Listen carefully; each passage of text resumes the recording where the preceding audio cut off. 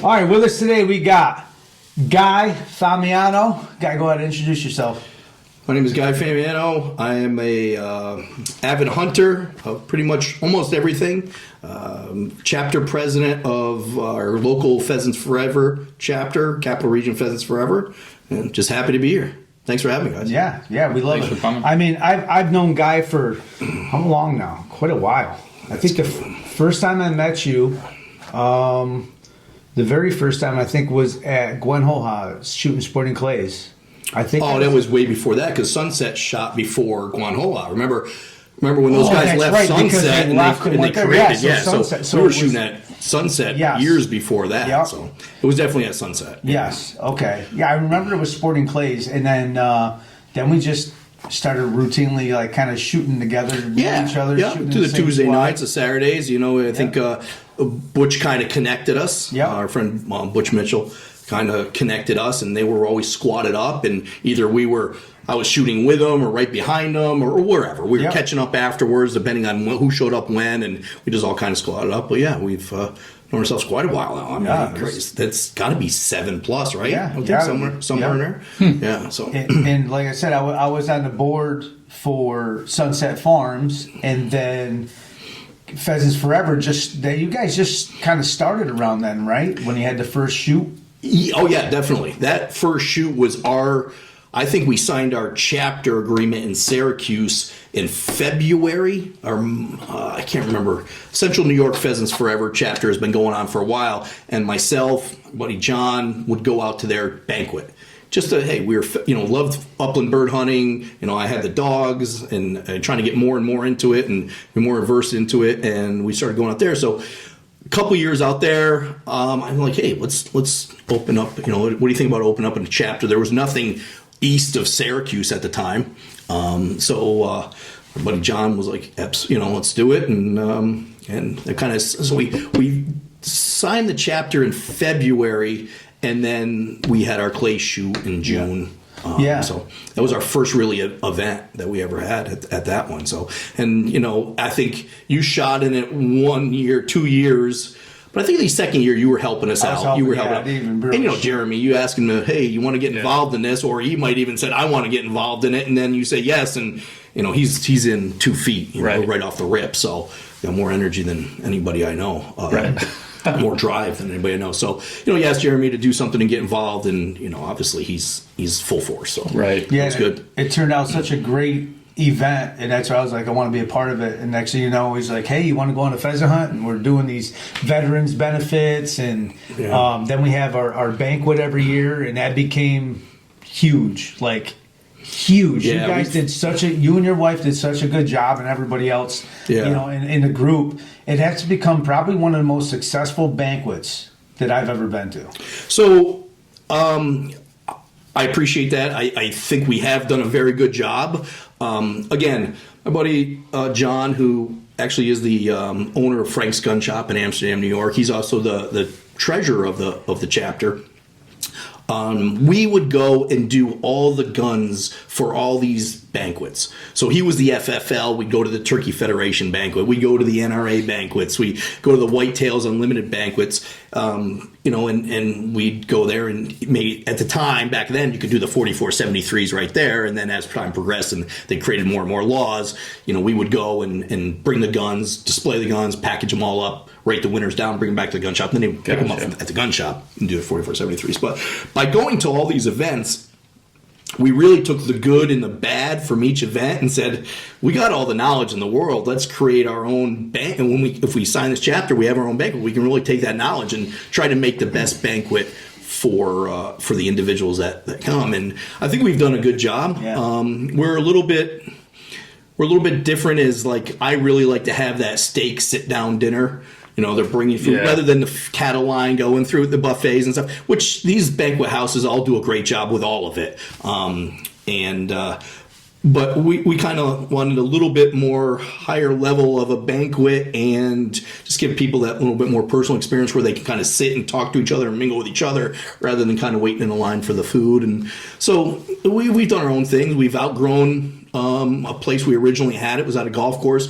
kind of outgrown that. We moved up to a place on Sagandaga Lake, which is very outdoorsy in the whole atmosphere. You were there, and with the antler chandeliers and the rustic feel to it, and that's been really good.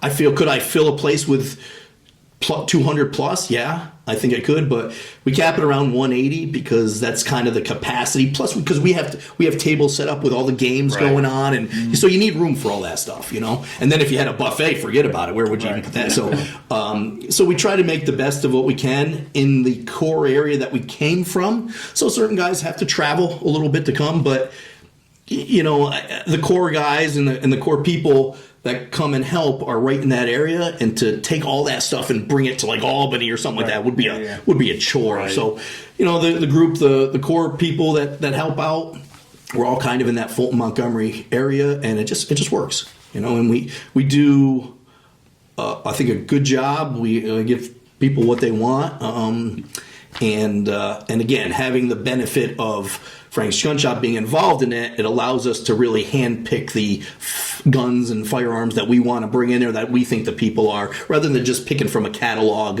of what the Pheasants Forever chapter or the Turkey Federation chapters or whatever we do. We try to bring a little higher level of gun as well. So I think it's worked out well. I think we get a lot of great feedback. We get a lot of great support, and we've never, I always have to shut it off. I've never not sold out, whether it was at the golf course and then we were able to bump it up to 30 more people. I've always had to sell. I was always fortunate to sell out. So that's awesome. A lot of work. Again, my wife is, God bless her, is she's definitely just full feet into it, helping me on that backside of things, and as things that we can do at the house of putting tickets in koozies and taping tickets to the bottom of cups and all that little stuff. And she builds a lot of baskets that are there on display, and we try to have as much for the outdoors men than we do the outdoors women, so people can bring their spouses and stuff. And up there, it's like these banquets just do so well because people just love that atmosphere. They love the outdoors. They love winning guns. We get people that this is their anniversary dinner with their wives and save their ducats and go there and play games and try to win stuff. And it's nice to see. It's nice to see. And we've gotten some really good support from our attendees. Guys that will come, and we do a corporate table. We have a group of guys that buy, between the brothers and the businesses that are involved in 6 corporate tables, so we're selling so many corporate tables now that, the individual tickets are way behind the corporate tables because we sell so many corporate tables. So it's a fun event. We've definitely kind of turned into the party banquet, we've been told. People are just loud, they're having a good time, the bar's always busy, the food's always good, but people are mingling, having a good time. Or if I get on the mic or Jeremy gets on the mic, because Jeremy the last couple of years has been like the MC, which relieves me to kind of mingle around and make sure everything works. So he can say, hey, we got 10 more knives to sell out of the pick a knife game, or 4 more koozies to sell so we can get these games rolling. Jeremy's done a great job of doing that and relieving me of that I get to kind of mingle with the people a little bit more and see and get some feedback, and it's been a party. But my whole point was to get on the mic. You got to tell people, hey, start whistling. It gets loud. It gets loud. Yeah. It gets loud. And then you got the silent auction, the Chinese auction. You got all kinds of other stuff too going on, other than all bucket the raffles. And they're all games. They're all all of them. We have so many different games to play. It's not like you're just buying a armed length of tickets or one ticket. Yeah. Like you get a knife or a cup or whatever it is involved in the game. You know what I mean? Yeah. So that makes it a lot of fun. Like there's the Easter eggs. Like Easter egg will have like one ticket, or it could have 7 10 or 10, 1 or 10. They're all different, and you just reach in this big Yeti cooler and you pay for 2 eggs. It could have 1 ticket or each one, or 10 chances to win. You know what I mean? Yeah. So it's a fun. There's a lot of different fun games. A lot of different fun games. Yeah. How many guns do we give away? 30 plus. Yeah, It's 30 crazy. plus. Where do you get 30 plus guns? And some of them are the ones that are on the corporate table, so they each get a gun on their table and they raffle it off amongst the individuals. Unless someone's business says, "Oh, I'm paying for it, I get the gun." However they want to work it is up to them. But it's a lot of fun. It's a lot of work. But when you have that much fun and you see people have much fun, at the end of the night, I just breathe deep, grab a drink at the end of the night, I got a cocktail at the end of the night, and just, fist pump give the wife a hug and a thank you, and everybody else that's involved in it. Because really, we do have a lot of friends that I can mention a name that show up that day and really... They don't sit down. They don't eat, And poor Jeremy's trying to eat his steak that he paid for, and I'm like, Jeremy, get on the mic, I need you up there. But I appreciate it tremendously for these guys and all the people that are involved with it to help, because it takes a village when it comes to that night. Just unboxing this stuff and setting it up, for all the silent auction, the live auction, the bucket raffles, all that stuff. So it's a lot of fun. But the big thing with our banquet in our chapter. And the reason why I'm so passionate about Pheasants Forever, right? Listen, pheasants, be the turkey, the deer, the ducks, they all have it before pheasants in New York, right? We're a put and take state. We have a decent pheasant raise and release program that has gone through some last couple of years a difficult time, but New York State has ironed it out, and they're progressing a different way than raising them from eggs and chicks to flight-ready birds, where they're buying the birds at different stages of their life and raising them, and putting them out in the field for the people to hunt all throughout the state. So people don't think of the pheasants, first and foremost when we think about hunting in New York. But the reason why I agreed and we agreed to open up this chapter was because Pheasants Forever is one of the few organizations, I think the only one that I know of, that if we raise $10,000, right? We profit $10,000, and I'm just throwing out numbers here, on a banquet on a Saturday night. All that money goes into a local bank account that we have access to. Yep. A lot of these other organizations that are excellent organizations, don't get me wrong, they do fantastic for habitat and the wildlife and whatnot. But a lot of that money goes back to corporate, and then they bid. If they're having a youth hunt or whatever, I don't know how they get the money. If they put a bid in and say, "Hey, we're having a youth hunt, like some money," or they just concentrate on local donations. The only thing Pheasants Forever takes from us is the membership dollars. So with your dinner, you choose a package. It's X amount of dollars, and with that is a membership to Pheasants Forever. Yep. That $35 goes to corporate, right? That's how they pay Makes for sense. Everything, their organization, the employees, and whatnot. But all that money we keep locally in a local account. So John and myself can sign a check when the local sporting clays, the youth sporting clays team, the high school team, is getting started, and they need bags for the kids, shell bags, and glasses and earmuffs. We write them a check. Right. They come to us, ask for a donation, no problem. We write them a check. Pine Tree Rifle Club is having a 3D shoot, archery shoot. They're having a whole list of dates that they're going. One of the guys that puts it on, he's been at our banquet since day one. Came to me, would you be interested in sponsoring it? Absolutely. Right. Here's $100, whatever they were, $100 check to them. So just this month alone, between 3 shooting teams, the archery, we've given out about $1,600 just this month alone for these local things, and we don't have to bid for our money back or ask the chapter or the powers to be for the money that we raised. So that's the really reason. If it was any other way, that's a hell of a lot of work to not have that money to be able to spend locally. Right. Right. And and as this podcast gets aired, I can't stress enough that we are always looking to help support. But I don't know everything that's out there, right? So, obviously, I know in the editing, our Facebook page of Capital Region Pheasants Forever, our email address of capitalregionpf@gmail.com. If people want to reach out to us, please. We'd love to be able to help in any way possible for things that are related to the youth, the veterans, the women, the organizations, I don't care if it's a fishing derby. This is anything involved with the outdoors. One of our bigger events is coming up the end of April is the Montgomery County Youth Turkey Hunt. Yep. And they get a ton of kids bringing 35, 40 turkeys every in one day. Right. And these guys that put this on, Mike and Rich, they just do a phenomenal job of putting this event on. And I can't be gracious enough to give them what they need for either raffle items, donations for the kids, or money for the food that they're giving the kids, whatever it might be. I'll be more than happy to support them. And with that, we have that coming up.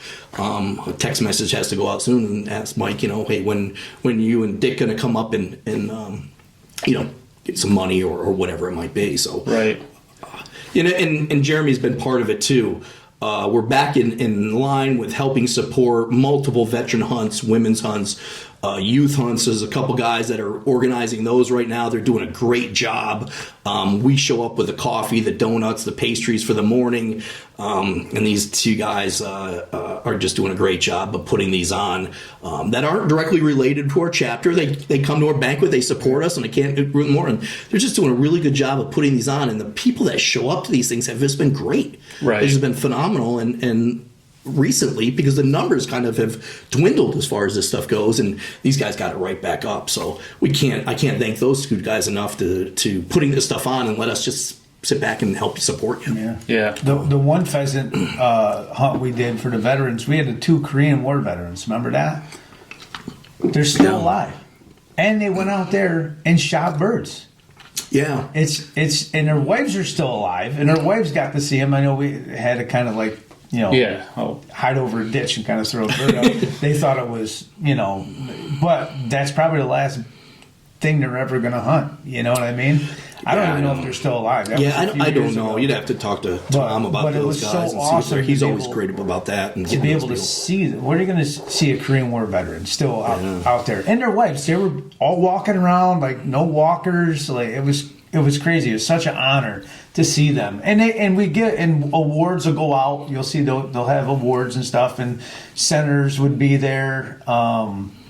It's just a cool thing. There'd be a lot of speakers and stuff like that. And some of that stuff has changed recently, with it just being more as a designated hunt now. But you never know where we'll go back in the future. Yeah. Sometimes these guys to recognize they're few and far between. They're Korean. Obviously we have maybe some Vietnam guys that are still going to be around to be able to do stuff with that. But it's that stuff has changed a little bit. But who knows what will go from there? Yeah. New York State kind of. With the pheasant program, I said they did a good job. Well, they got a pretty large grant this year for the pheasant program, and what they required to do before, you would call up the guy that was organizing and say, I want to come to the pheasant hunt. Yeah, no problem. We got you down. Here's your name. Yep. Now you actually have to go on Dee's website. You have to log in. You have to sign up for these hunts. Gotcha. And there's so many spots because they got a grant. So they want to kind of record tracking. How if you get a grant, whoever gives you that money is going to say, well, let's track it and see how it's being used and is it being utilized in the right way. Right. So there's a little bit more tracking involved. And I will say that the extra step did not hinder these two guys one bit from getting people involved. Actually, I've seen more people involved with that extra step, and that's just a recognition to them of getting the word out. Right. I'll share everything I can and be there to support and talk about it. But it was a really good year as far as that goes, and a good year in bird hunting in general. I've talked to so many of acquaintances and friends that I bird hunt with, and they're like, "How'd you do opening day?" And we went. There was quite a few people out there. How'd you? Oh yeah, there were so many trucks and this and that. There's so many trucks. As someone that is a promoter of upland bird hunting, I'm sorry, but I love to see the trucks there. Yeah, I love to see these people doing it. Right. That's more voices that we have when it comes to when they start trying to take things away. Right. So. I have my opportunities during the week, here and there on a weekend, have some other opportunities that I really enjoy.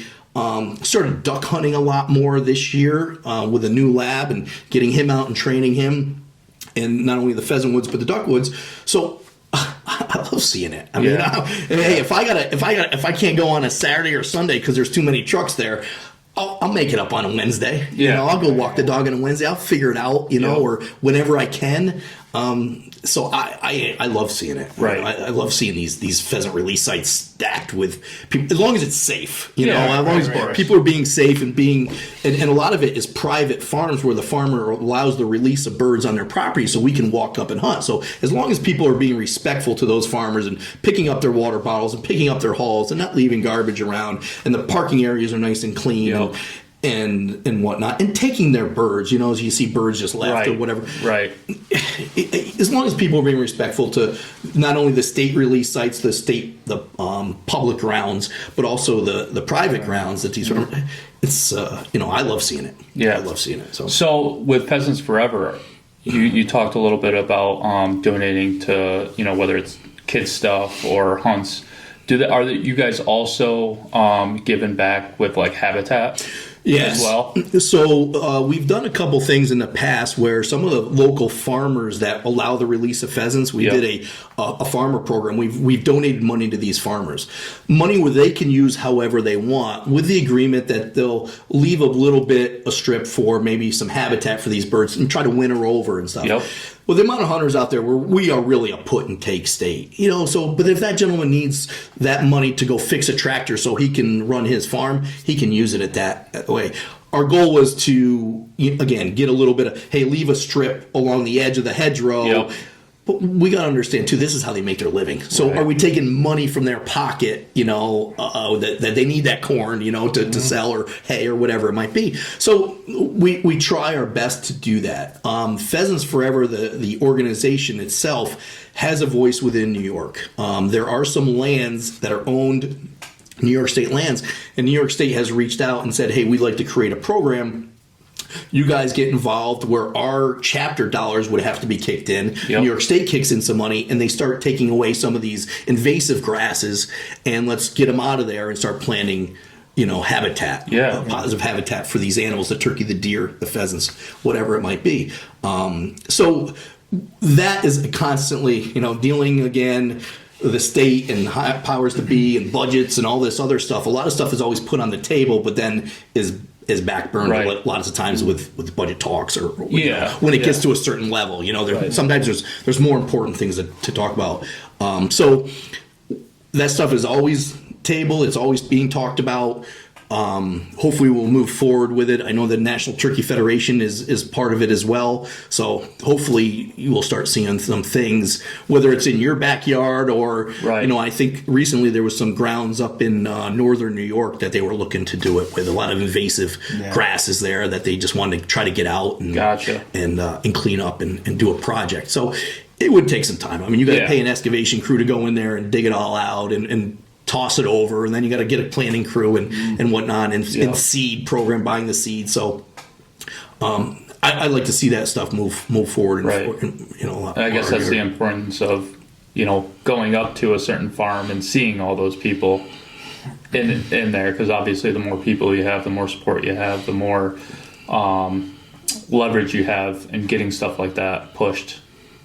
By what I mean? By the state. We need those voices. Yeah. And we're starting to see. I know you guys are, and I love, being able to get out in the deer woods as much as I want to these days, because I'd rather be hunting with my dogs and running for pheasants or running for waterfowl. But, we talk about it as these voices are just, everybody's important, when it comes to these things. And, we just got to keep doing what we can do to not keep our numbers are dwindling. We've talked about that a little bit together before, where our numbers are dwindling, and when a white male from 30 to 60 is the majority of our hunting licenses sold in New York State. Right. Well, we need diversity. We need to reach out. The women in the program, obviously the youth in the program, but we got to concentrate on youth that doesn't have these opportunities. Their father doesn't hunt, their mom doesn't hunt, their uncle's not taking them hunting. Those kids are going to hunt.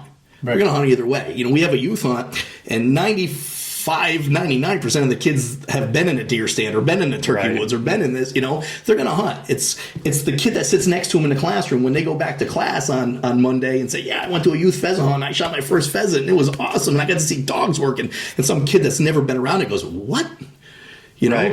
I always, if I'm able to speak at some of these things, I always say to these kids, if that kid says, what did you do? What say, would you, if I asked my dad or my mom, whoever took me, would you be interested in coming next year? And hopefully that parent will mentor that kid or talk to that kid's parents and say, hey, this is an opportunity. He showed some interest. would you mind if we take him? If you don't want him, can we get his hunter safety course done online or in person or however they want to do it? If you don't want them to carry a gun their first year, that's fine. Just steps. Yeah. But those are the kids that we need to get into the fields. Right. Deer hunting, turkey hunting, Yeah. pheasant hunting, waterfowl, whatever it might be. That's where we need to concentrate in our future. So. And that's a domino effect too. Like, because if that kid gets asked to come next year and their parents don't hunt, then the parents end up start asking questions, right? So it's like, I've never hunted before. What is it about? Is it safety? It's a great opportunity to educate non-hunters. Oh, sure. And you never know where that may lead. Next time the parents may go, hey, I want to check this out too. And then, they become hunters, and then they start telling it. It's a bigger picture than just, that one kid who grew up hunting or that one kid that doesn't hunt. It's communicating and educating along the way to be able to hopefully pass that along to the non-hunters, and just it's not a scary thing. It's not a scary thing. It's not a scary thing. And there's a lot, we talk about this a lot too. There's a lot of life lessons that you get from hunting. Oh, 100%. Yeah. So, and what's piggybacked on, and I got to give praise to these people that went through the red tape and they wouldn't take no for an answer, is these youth trap teams that are showing up locally. These clubs, these organizations are popping left and right, especially kind of out in that Fulton, Montgomery, Herkimer County, and these new clubs, Schoharie County, Otsego County, that these new high school teams are popping up, and they're using local, and they're going and shooting trap competitively. Listen, I part-time sell to these kids and parents at the gun shop, and you're seeing parents that have never done it before. Their kids showed interest, and there ain't a parent out there that's going to say, no, I'd rather have you play Xbox all day long than try this. Maybe the kid never wanted to play football or wrestle or basketball or baseball or whatever, soccer, whatever it might be, but this is an individual sport. It's him against the clays or however it might work. So they're working individually, but also as a team for number wise. But and all of a sudden the parents are coming in and they're buying them a shotgun. They're buying shells constantly. Well, when the kids practice, they let the parents practice too. When the kids are done, I can shoot with my son, or the school shoots on Thursday night, but we can go to this other club and shoot on Saturday open. I'm shooting with my kid on a Saturday, and I have a customer now. His kid's into it. His younger kid, they're getting him into it. The mom wants to do it. The father bought himself a gun, and the kid that shoots in high school took the father's gun. So the father's looking for another. It makes me smile. That saying this is a great problem. And this guy he will talk about it all day long because he's proud of it. And he's happy about it. And that whether I don't know the background, whether the kid had not a lot of interest, it was within sports, and I was doing something different. I don't really know the background, but I know that the parents like to talk about it, they like to see it, and the parents are so supportive of these kids, helping fundraise for the teams and get involved, bringing cookies or cupcakes to the practice days or whatever it might be. I really applaud them because it's expanded it. Tremendously. Yeah, our school has, where I grew up in Edmiston, in Otsego County. There, our school has one now. We never had one before, so it's great. Yeah, they shoot at Richfield Sportsman's Fish and Game Club. And then there's one at Burlington Flats as well. Ed Bello, that I'm real good friends with. They run the trap league for Otsego County there at Richfield Springs. It's awesome. Yeah, it's awesome. I mean, we have. Recently, in the last, I will say 5 years now, we have Galway, Broad Albin is starting this year, Sprout Brook. There's one by Burnt Hills, I believe. Are they running Iguana? Oh, really? I think Burnt Hills is, aren't they? I think so. I think they've been trying to start or get something started. But the one thing, again, I'm kind of going back to it, but the accolades go to these coaches that didn't say no. Because you go to a school and you say, hey, I want to start a skid shooting league. Right. What is that? What's your first? Yeah. You got to get punched in the face your first time, And they don't say no, and they get support behind them, and they get it rolling, and they get a local gun club to say, hey, can we shoot at your range? And these local gun clubs are, within reason of welcoming to them and getting them a day, because they got to get range people there. They got to get, some of those guys that work at the, are just members to open up that course for those kids on a Thursday night or Wednesday after school, whenever these teams want to shoot. And, so, I guess it's a group effort, but, going to a school and say, in this day and age, and say, I want to do this, it's got to be tough. It's so crazy. When I was in school, this is no lie, I was maybe 5th or 6th grade. I was able to bring a gun into school. It was for I can't remember if it was health class. I had a 410 bolt action. The bolt, we couldn't have the bolt in the gun. I came in and did a whole presentation on the gun. Yeah, crazy. Times have changed. Now, when I was Halloween, I would go, when I was in the same thing fits, I'm a bow hunter. I had my freaking bow and arrow in the school. Yeah. Couldn't have any arrows. And then every truck in the parking lot had a gun rack in the window with guns in it. We would go hunting before or after school, and no one ever took a freaking gun into school. We had fights in school. Yeah. Nobody stabbed each other, shot each other. There's guns in the parking lot. It's just crazy how society has changed, right? And then we blame this inanimate object on these problems. It's sad. It's sad where times have gone and how people frown upon it. But when I was doing it, I never did a drug in my life. Nothing. Zero. All my friends did. I've talked about this on other podcasts I was on. But the big reason was hunting and sports. Yeah. Them were my important things. I know I wasn't going to be as good a wrestler, football player, fighter, or anything if I'm drunk or doing drugs, right? So that was important to me. And then I would leave parties at 8, 9 o'clock because it was more important for me to go hunting with my father in the morning than to sit there and party with everybody. And I did that all the way up till in college. It was the same way. I'm like, no, I'm going home early because I'm waking up to go hunting with my father. It was more important. But that's what the outdoors did for me. And I know it could do it for kids now, right? Yeah. They want to sit there and play video games. We didn't even own a game system. Yeah. We had Atari one time when Atari first come out. Sure. That's it. But we were outside. We were out. You couldn't come in the house. You drank from the freaking garden hose. There's if you wanted to be inside, you weren't doing something. That causes something now. Right? I can't do that now. No, God forbid. Crazy, do that now, yeah. They're if you're going to come home, you're going to be inside, I'm going to give you work to do. So you were outside. I would make bow and arrows out of sumac trees with freaking shoelaces and arrows out of branches, and it's the shit we did. You know what I mean? We're always outside doing something, and then as we got older, not just me, a whole bunch of kids, and always brought kids hunting. That never. My one friend Matt, he they didn't hunt. They had no money, right? So we would bring them. He'd wear my clothes. He would use my gun, and I would borrow one of my father's guns, and my father would take us out hunting. And we did that forever, and that was when we were 14, 15 years old. We're pushing 50, and he's still doing it, and he's called me when I got out of the military thanking me because his kids are into it. Yeah, cool. So it's a pretty cool thing that you could pass on, and I'm trying to do the same thing with my kids. For the last 8 years or whatever, I've been taking youth kids turkey hunting.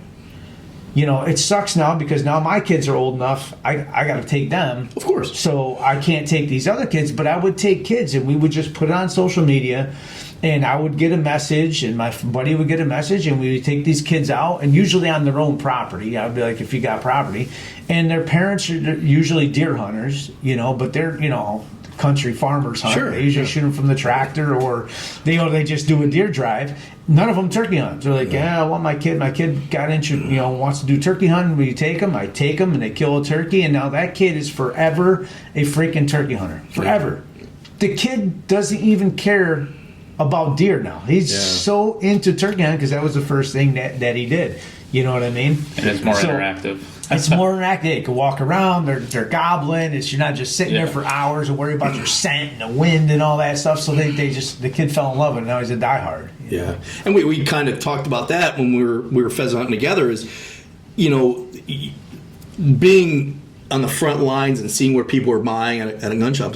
The young individuals that are coming in buying rabbit loads, pheasant loads, duck loads, because it's a little bit more interactive. You're not sticking them in a tree stand for 4 hours on a cold morning and hopefully a deer's going to come through or whatever it might be. So you're starting to see some of those kids that maybe did a lot of this for a while, but now are making the transition into it. The upland, the waterfowl, the turkey, obviously the turkey is always a little bit more interactive, or the rabbit, hey, you're cold, walk uphill. Yeah. You get to see it sometimes a dog work if you're lucky enough to have a dog or hunt with someone that has a dog. And a lot of that interaction, I'm telling you, if you sit there like I do for 7 hours a day, 3 days a week, you're going to see this stuff come hunting season that, young kids buying duck loads. Yeah.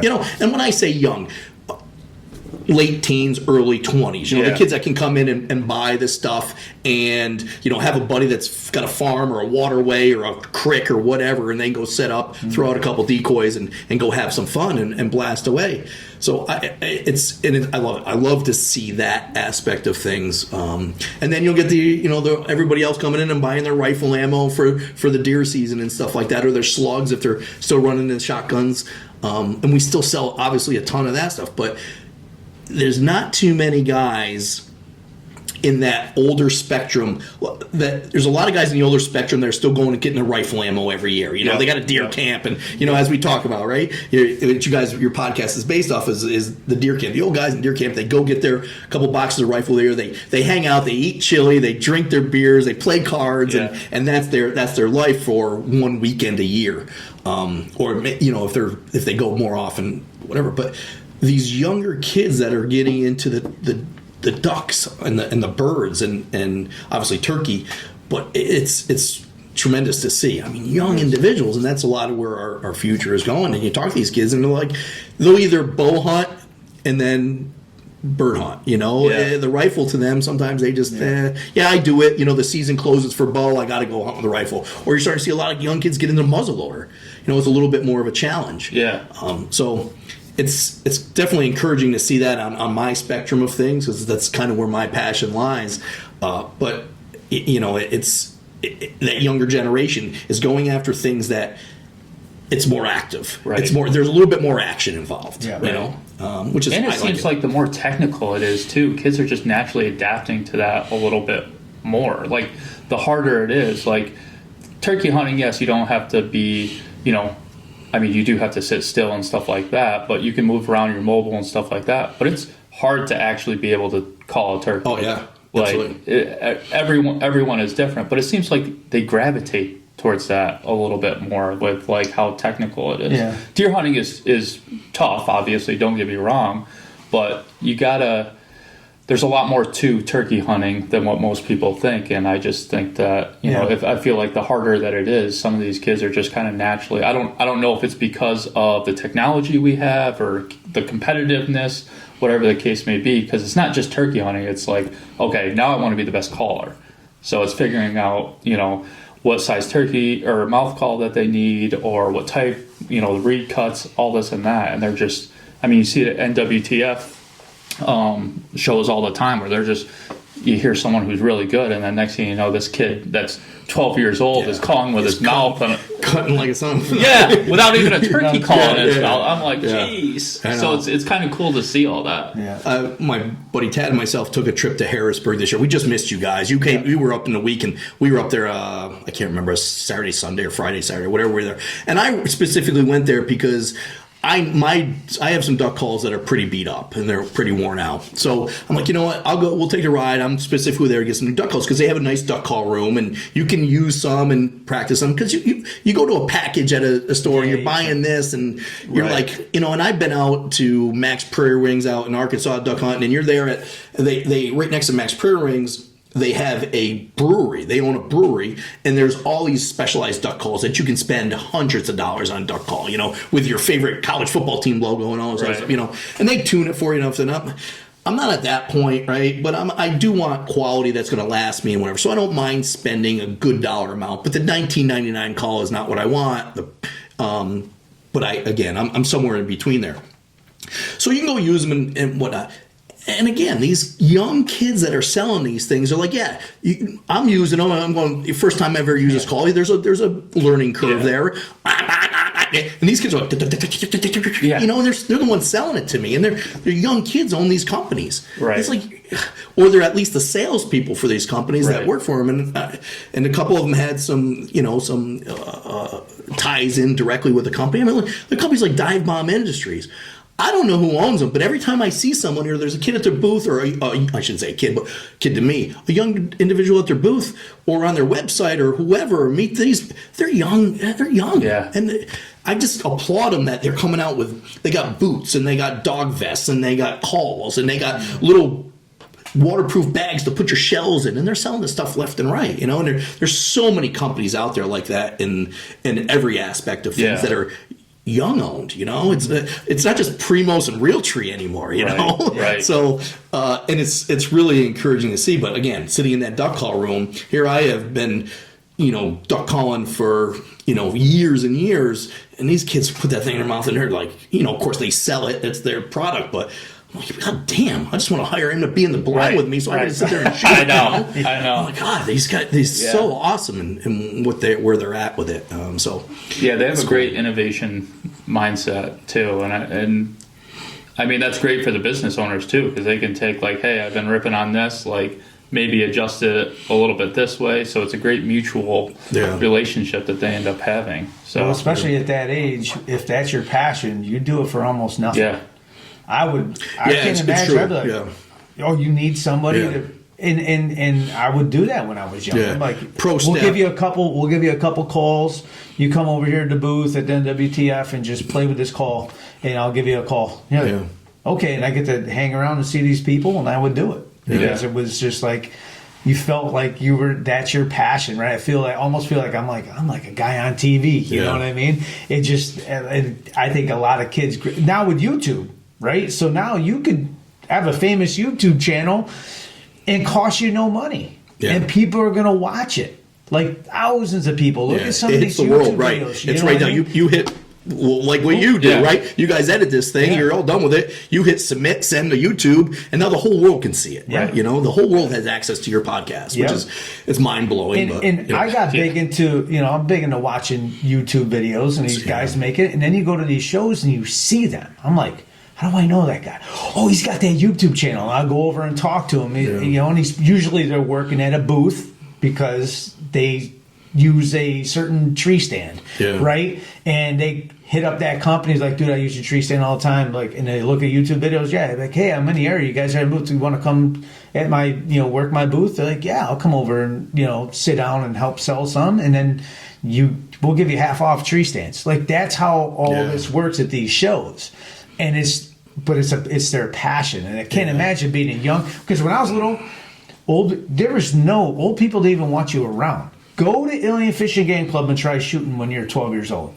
Get this kid off the line. Be there and be quiet. Like they're all hoity-toity Remington shooting team, and you're there. They don't want anybody. It's like no talking, very strict. Stand in line. You better be ready when you're up, right? Pick your shells up. It was like being in the military. You go to meetings. When I first got in the military in 2009, my wife bought me a membership at Hendrick Hudson up here. Yeah.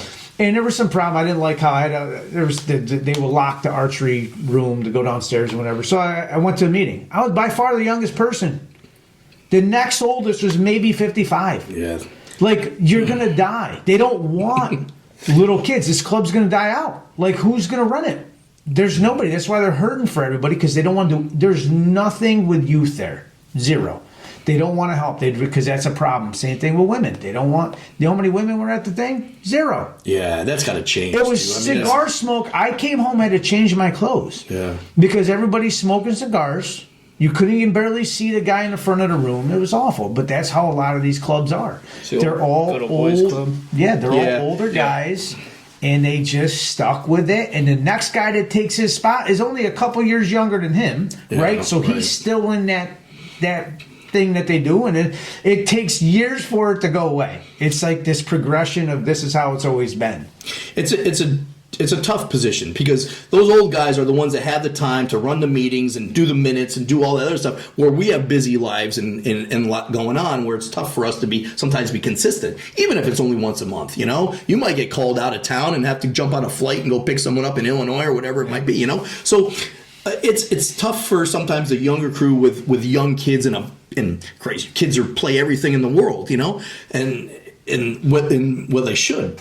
So it's a double-edged sword where you have these older guys that have that mindset of if it ain't broke, don't fix it. It's been like this for 40 years. Well, we need to change some things, right? Because not allowing females into these organizations giving them issues to come shoot or whatever it might be that's no bueno, right? That can't happen. It just can't happen. No. I mean, they're such a big voice, potentially a huge voice for us as well, and obviously make things more interactive with the kids. I have seen some changes happening. One of the local gun clubs up by me, what they do, they have a winter league, and lots of times in the winter league, they'll let the kids that shoot on these local sports teams, because they're about the only ones that are open during the winter for clay shooting. So the kids that shoot trap on these organizations, wherever they're from, they can go there in the winter league and I think shoot for free. So they don't have to pay their $5 a round, right? They bring their shells and whatever. So these clubs are doing certain things and helping out the kids, and I think that change is happening. It takes some time, and progression, but listen, there's still clubs out there that are like that, and it's 20% of the 80% of the work is done by 20% of the people. Right. Lots of times, you go to a gun club meeting, they got 1,500 members, the same 30 people show up, right? Yeah. And that's that 20% or whatever it equals out to be. So, there's some things that do need to change. It takes time. It takes progression. It takes some people to step up. Some of those, people maybe that have the law enforcement careers, the fire department careers, that they retire when they're in their 40s. And they pick up an electrician job on the side or afterwards, but they have more time to do that.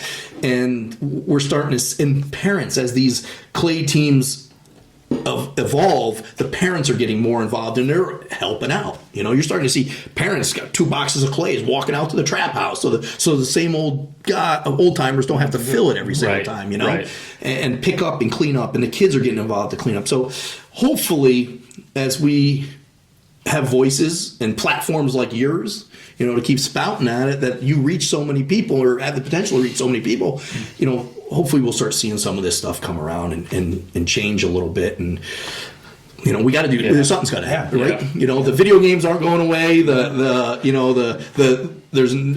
not getting any more than 24 hours in a day, right? So and the amount of land that we can hunt on, and farmers that are opening their land, and solar fields that are going up, and everything else.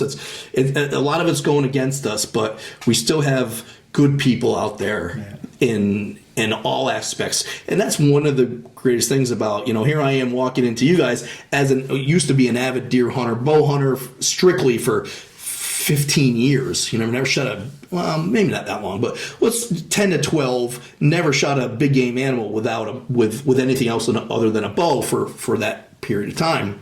From anywhere from bear up in Canada to the local whitetails, elk, strictly bow. Now I've made that progression to something else, but that's what's great, because we have voice. We're all one voice, right? So whether you're shooting ducks over the Great Lakes, or you're puddle jumping them, or you're shooting deer in your back 5, or you're shooting the big woods of the Adirondacks, you're going hoofing Adirondacks and shooting, trying to get one.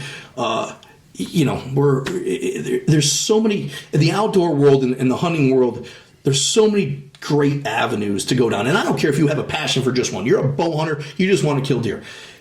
That's your passion. Go with it, but be a voice for everybody. Right. I only bow hunt, so I don't care about the turkey hunters or whatever, or the duck hunters or the pheasant. Oh, pheasants, who cares? We're put and take state. You put out 40,000 birds a year. They come and go. They don't last. They don't thrive. They don't breed. Who cares about them? I only bow hunt anyways. You know what? You're a voice. Yeah. And if we lose those pheasant hunters, you just lost a whole bunch more voices in the whole aspect of the outdoors, or bringing more people into it. I'm bringing kids into it. I'm bringing women into it. You need to do the same thing and mentor somebody or whatever, or at least be a voice or be an example, because we're all one big pot, but that's what's great about it. You can have different passions and never even touch a shotgun to go duck hunting, but But that person and you, I guarantee you sit down for a cup of coffee, you're going to talk. You automatically have something You in have common. something in common. Yeah. I want to hear Yeah. your stories, and you want to hear my stories. Or people say, so how did you start with a dog? What do you know? How do you get involved? Or how do you know what dog to get off the rip? And we'll start having conversations that people have never been into because I've always been curious, or I kind of want to get one, or I'm thinking about we need a new family dog, but I'd love to have a beagle that runs rabbits, or because I rabbit hunted back in the day with my dad and my uncle, and I don't do it anymore because we don't have the dog, or they want a lab or a pointer, or whatever it might be, and but again, they're up in a tree stand just shooting deer with a bow or trying to get a deer, but they want to make that jump. We just have a conversation. Yeah. Or guys say, why do you do that? Why do you want to do, why? Right. And that's what's so interesting about talking to women who are getting into hunting or have been hunting, just having those conversations with them and understanding, because it's a little bit more common now than it used to be, but it's like a lot of people don't understand why women are getting into hunting or why they enjoy it or have a passion for it. So it's cool to hear their story as well. We talked to Amber the other day. And it sucks because she had bad reception. Yeah. So that this All sucks. a little bit recorded. Technology. But it was so awesome talking to her and like hearing what she had to say, how she got into it, and of course everyone has a different story when it comes to how they get into it. But it was just different hearing it from a female. And I'm just like, this is awesome. Like, we need more people like you. Oh yeah. And thank God the industry opened the door, because let's face it, back in the day, they were using the same bow you were, just lesser poundage, right? Exactly. Now, Ava Shockey has got her own Matthew. She still have her own Matthew? Is she under contract? No, she's a Bowtech. Okay. There's a bow out there geared towards women, right? Clothing, you had nothing. They were using our real tree shit in a different size, and women are just built differently than us, and their hips and their upper body and everything else. Now you got clothing from She Safari and all these other companies out there that are geared to women. Sitka makes women specific clothing, right? So it's so good that these industries or these brands see the avenue to let's market to them. They're making more money, and they're making the woman, the female, more happy sitting in the tree stand or the duck blind or walking the pheasant fields because they have clothes that fit them. They all want to look good, right? And they should, but they feel good. They can move in their jacket, Right. It's not 10 times too big or whatever it might be, or their pants. They're comfortable in their pants because they're built for them. My wife is a very, very good bird hunter. Right, and I, when your wife first, fashionable, it's very fashionable in the whole family, very much so. It's like a photo shoot. Are the cameras coming every time? Cameras coming? If there's a catalog, it looks like she walked out of it. That's right. But she has a passion for it too. She's not just there for the flash. Right. She has a passion for it. She loves watching the dogs work. So when it all started for her, I was the hunter. I hunted. Started working the dogs, getting a dog, and I really started concentrating on training that dog, and she wanted to get more involved in it. So, there was a point in time she's like, I don't know if I could ever shoot an animal. Okay, so let's go shoot clays, and she got into clay shooting, and I gave her a lighter weight 20 gauge over and under that she used, and she used it, but it wasn't built for her. It was built for I don't think it's even built for me at a 5'8", male. It's built for probably what's the average 5'10" male in the U.S. or whatever it is. So they're built. So sometimes the fit for me can be a little bit different. So but she did it. She went through it. She enjoyed it. She had fun. And then as we progressed a couple years later and stuff, we started seeing, hey, look, Nick, Siren is Cesar Guarini's female line. They make over and unders and semi-automatics that are specific for women. Women have a little slopier shoulders, higher cheekbones. Well, they take all that into consideration when they're building their stocks, and they're putting a little Monte Carlo on it for their higher cheekbone and whatnot. So, we started spending some money and upgrading some of her equipment, and she's out there with shit that fits her. Which is so, And I encourage, I guess, anybody in your listening audience, if you don't have the money, it's okay. Get them out there, right? Just get them out there and be patient and let them learn and start with the 410 and the turkey. You know, don't blast their shoulder with a 3.5-inch 12. Be smart about things. You know, grab your old single shot 20 gauge and put a 2 3/4 in it. Don't put a 3-incher in it. You know, and go out and have fun with them and get them out there in the woods and be patient. Which sometimes my mom will tell you I don't have, you know, I'm someone that, like you said, with me and technology, I would love to film my own hunts. I would love to do what you guys do and have the drone above me, but technology and me out the window. So I'm like, we're here, let's go hunt. You know, my boots are already on. What do you know, she's putting the dog stuff together. She's making sure we're good. And hey, you got wipes in case you got to go to the bathroom in the woods. And she's got everything there and she's so organized and perfect with it. But, you know, I'm happy that she has stuff that makes her feel comfortable in a male-dominated society or industry, right? And she does very well with it, you know. And she sits in the duck blind, and she loves to go shoot clays, and definitely loves the pheasant hunt with. And she has a good friend, a Miss Laura. They take the dog and they'll go pheasant hunting together. That's awesome. You know, I can't be there. I got to be around property, or I'm working that day. And hey, they work together. You know, on a Saturday or whatever, they both have Saturday. Boom, let's go. We'll take the dog, and they've just taken the dogs and gone. That's cool. And nothing makes me happier than that. You know, when I don't have to be there with her. You know, right. And you know, a couple properties, she'll be like, "Well, I want you to show me the properties or whatever." I'm like, "Just go and learn. You know, just go and hunt them. The dogs will find the birds if there's birds there." Right. But I understand. You know, there's certain things she'd like to learn, where to go in, what to do, and she's getting better at, you know, getting to a field where hopefully there's some pheasants in, checking the wind. Okay, the wind's blowing this way. We got to work the dog into the wind, and she's gotten, you know, learn that stuff as we go. But nothing makes me happier than her being, you know, with me to hunt and also encouraging me to, you know, get more decoys. Yeah. You know, you got a gun, I got to get a gun. You know, that type of stuff. Yeah, you could use that to your advantage. You know, it'd be even better. We gotta get these decoys. Like, this is why we're not shooting ducks. Yeah. We need these. We need these. Yeah, the motion ones and the ones that wobble, the ones that put their butts up. And we need, you know, next thing you know, your car's full of, you know, you got a bill at the gun shop. Here we go. Yeah. So, but you know, it's a lot of fun. And sometimes, you know, you guys, you might get home and your wife tells you about your day and you talk about their day, but you know, your wife has heard your deer stories or whatever. And she's busy. Where my wife, you know, will want to, you know, talk about her. You know, what do you got going on this weekend? Or, you know, are we going to shoot? Or, you know, you got this going on? Or, you know, the weather looks kind of crappy. Good duck hunt. Well, it's not pheasant hunt. Let's go duck hunt because the wind's whipping and it's raining. So, you know, we kind of plan for that type of stuff. And we have those conversations. Where deer, you know, she's like, how'd you do? Well, I saw 5 of them. Oh, great. Cool. Yeah. You know, she doesn't know that, you know, didn't really. Oh, I saw 148. He was, you know, nowhere near me in bow range, but I saw him. He's there. I saw that. Okay, well, she doesn't know what a 148 is, you know? Right. She can't visualize You can't visualize that. Is that a doe? You know, whatever it might be. But she's learned throughout the years and has always been supportive of what I've taken home too, you know, and whatnot. Probably when I should be mowing a lawn or painting a room or sanding some sheetrock or whatever. But she's always been super supportive of that. And again, you know, if your household's not like that, I just encourage. You know, and honestly, I think it can bring a family even closer together. My son hunts with us.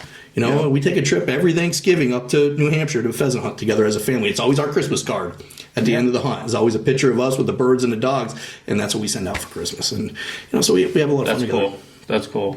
What was if you can remember, what was the turning point where she went from kind of not wanting to hunt, more of like getting into shooting clays, and then transitioning into, okay, I want to try going out and shooting a bird? Yeah. So, because I think that's like a really important part. Because like right now, my wife, she just started shooting a bow, and she's not a hunter. She's like, Anthony, I'm not a hunter, whatever. But she tried shooting a bow up at Amsterdam at the archery den there, and she absolutely loves it. Good. She's like, awesome. She's like addicted to it. She wants her own bow. So we'll get her that this year. But I think a lot of people end up getting in that position. They don't know how to talk or understand at that transition point of getting it into hunt. Not that I'm looking to push her into hunting. Right. It's just I see her potential and see how much fun she could have with it. Yeah. But it's like kids in sports. Like, you don't want to push the kid to play a sport that. I think it's the same thing. It's the same. I think it's the same thing. You show them it, they get involved. Like she's shooting. Eventually, she's going to start hearing the stories, be more intrigued in the stories because I shoot targets, and you're like, and then I think it just eventually like I think I'll give it a try, and you're like, okay, and that's like you start with birds, you know what I mean, pheasant and turkey, and deer's a hard thing to start with. It is a hard thing to start with. It's a big animal, especially with a bow, and they want to pet them, and it's, you know what I mean. It's a hard thing. Deer are in a very lot. You post a picture of a dead deer, people say things. Post a picture of a dead pheasant and turkey, nobody cares. Society really don't care about that. Right. You know what I mean. Same thing with ducks and geese. They don't care. But they like. I think they just start getting interested once they start shooting. Like I'm sure Nikki was shooting, and she's like, "Oh, I'm hitting these targets." And then she hears how much fun you have when you go out, and it kind of like starts to click in her head. It's little fire starts burning. I think so. What Nikki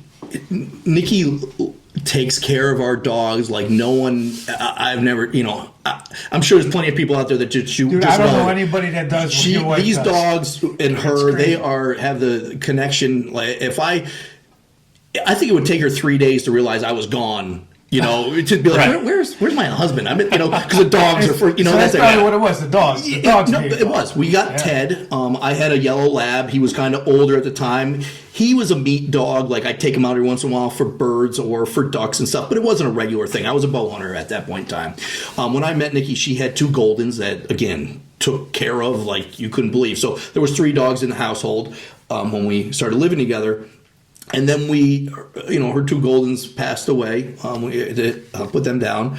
Everything happened really quick with her 2 Goldens and my yellow. They were all around the same age, within 3. So it was like boom, boom, boom. But before my yellow passed, we got Ted, my black lab now, who's 13, and Ted was, I had to train Ted from the beginning. Got him at a year, adopted him at a year old. He was actually bred to be a seeing guide dog. But he went through a ton of obedience training. He was a great dog, but he had a soft trach. So if you put the harness on him and he had to stop somebody from going into traffic, he would cough. Oh. It's not something longevity-wise has never caused an issue with him in his older age or anything like that. But it's just it's a trait that they can have. So that he immediately couldn't make the program because of that. But he went through almost all the steps to get to that level. But they found that out, and he gets removed from the program. So a friend of mine worked for the Guide Dog Foundation, so we adopted Ted. So I take this dog, and I'm like, I'm going to get back into bird hunting. Ted is the reason why we have a Pheasants Forever chapter. It really is. Yeah. Huh, so that's awesome. I take him out there. I get him in a field, and I can't get this dog to leave my side. He's meant to be there, to always be next to you and protect you. And when I'm trying to get this dog to chase Tweety birds, anything, and he won't go. So it was a development of getting him to turn into an upland dog and a waterfowl dog. And Nikki saw me spending time with this dog and developing where he was going and throwing bumpers and retrieving and live birds and putting out live birds and hiding dead birds and always having birds in our freezer in the basement. And as the training process went, she saw we did a competition in 2015 and he won the competition. At that point in time, I think that's what she said, I want to get into this. She saw that dog do what he did in a field. She was always there to love the dog, take care of the dog. She would come out and I think train with me a couple times, but, I guess didn't see the grand scheme of things. When she saw that dog flush a live bird, I shot the bird, he picked the bird, brought it back to me, and it was a timed event. And that's so cool. She saw it, she clicked. Yeah. So, and at that point in time, I think she wanted to. My wife will still never shoot a deer. Right. She will not shoot a deer. But she says, I could shoot a bird in the face, you know? Right. So she's made that transition, but one, she wouldn't shoot a deer. 2, I think you're right. Deer hunting, starting someone off in deer hunting is tough. Yeah. Just especially bow. Like if you throw her in a tree stand, and sometimes it's taken you 5 minutes to go from here to Yeah. hear, right? Yeah. So that thing's not, and if, oh my God, deer's coming, that thing, Right. that shit could be a heartbreaker. The Yeah. first nice deer comes in, or I don't care what it is, a doe After spike. 4 hours of After sitting 4 in the hours of cold. sitting, that happens. Well, what did I do wrong? I didn't do, she didn't do anything wrong besides being able to read that deer and seeing that deer's ears twitch and whatnot to realize you got to slow it down. Yeah. How long sometimes it's taken you in an old school tree stand to stand up from sitting the position to a Right. stand up position. Your back is sliding, trying to slide up that bark, not make any noise, to go super slow. So that stuff, you got to bust deer to learn how to do that, or you got to Right. teach them, like, listen, you can't just grab your bow. You got to, but when it comes to that point in time, they got to remember all that and, and the excitement of the heart going and all that other stuff. So deer is definitely takes time. You screwed up a lot before you started shooting these guys, Right. So, but with her, I think it was that transition of seeing that dog work and then always wanting to be a part of the dog. And she loves those dogs. So if I go somewhere with them, she wants to go there with them and watch that dog work. Our current dog, Beckett, which you guys hunted with, he's young. We're going to go to his start doing hunt tests this summer. Get his junior, his senior, and his master. Not all this summer. It's going to take some time, obviously, but we're going to develop that. And I want her with me. I want her to just be a part of, be able to. Hey, I can't make a training session. You can step in, come with me, and if I can't make one because I'm working or something's going on rental property, you show up on a Saturday with these guys for a training session, and you can run that dog just as well as I can run that dog. And I want her to be a part of that. Yeah. Ultimately, I'd love to sit in the duck blind, let her run the dog, and I just shoot. Right. So, I just got to get her calling now, and that'll be a perfect world.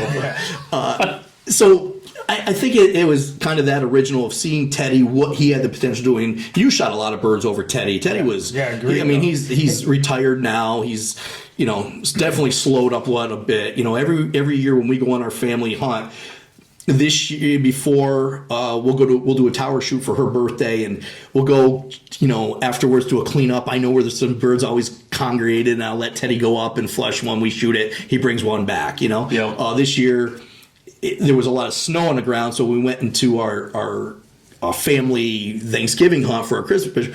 I took one of the birds that was, that we already got, and on the walk back to the car, because he was in the car, I threw it in the shrubs. So then afterwards, I go take it for a walk, and he's still got a nose. He can find him. He'll bring him right back to me, awesome. but he can't run that field. Yeah. It's just too much of him. So he's in he's living good life in retirement. I'm very happy for him that the dog, like I said, he's the reason why we have a Pheasants Forever chapter.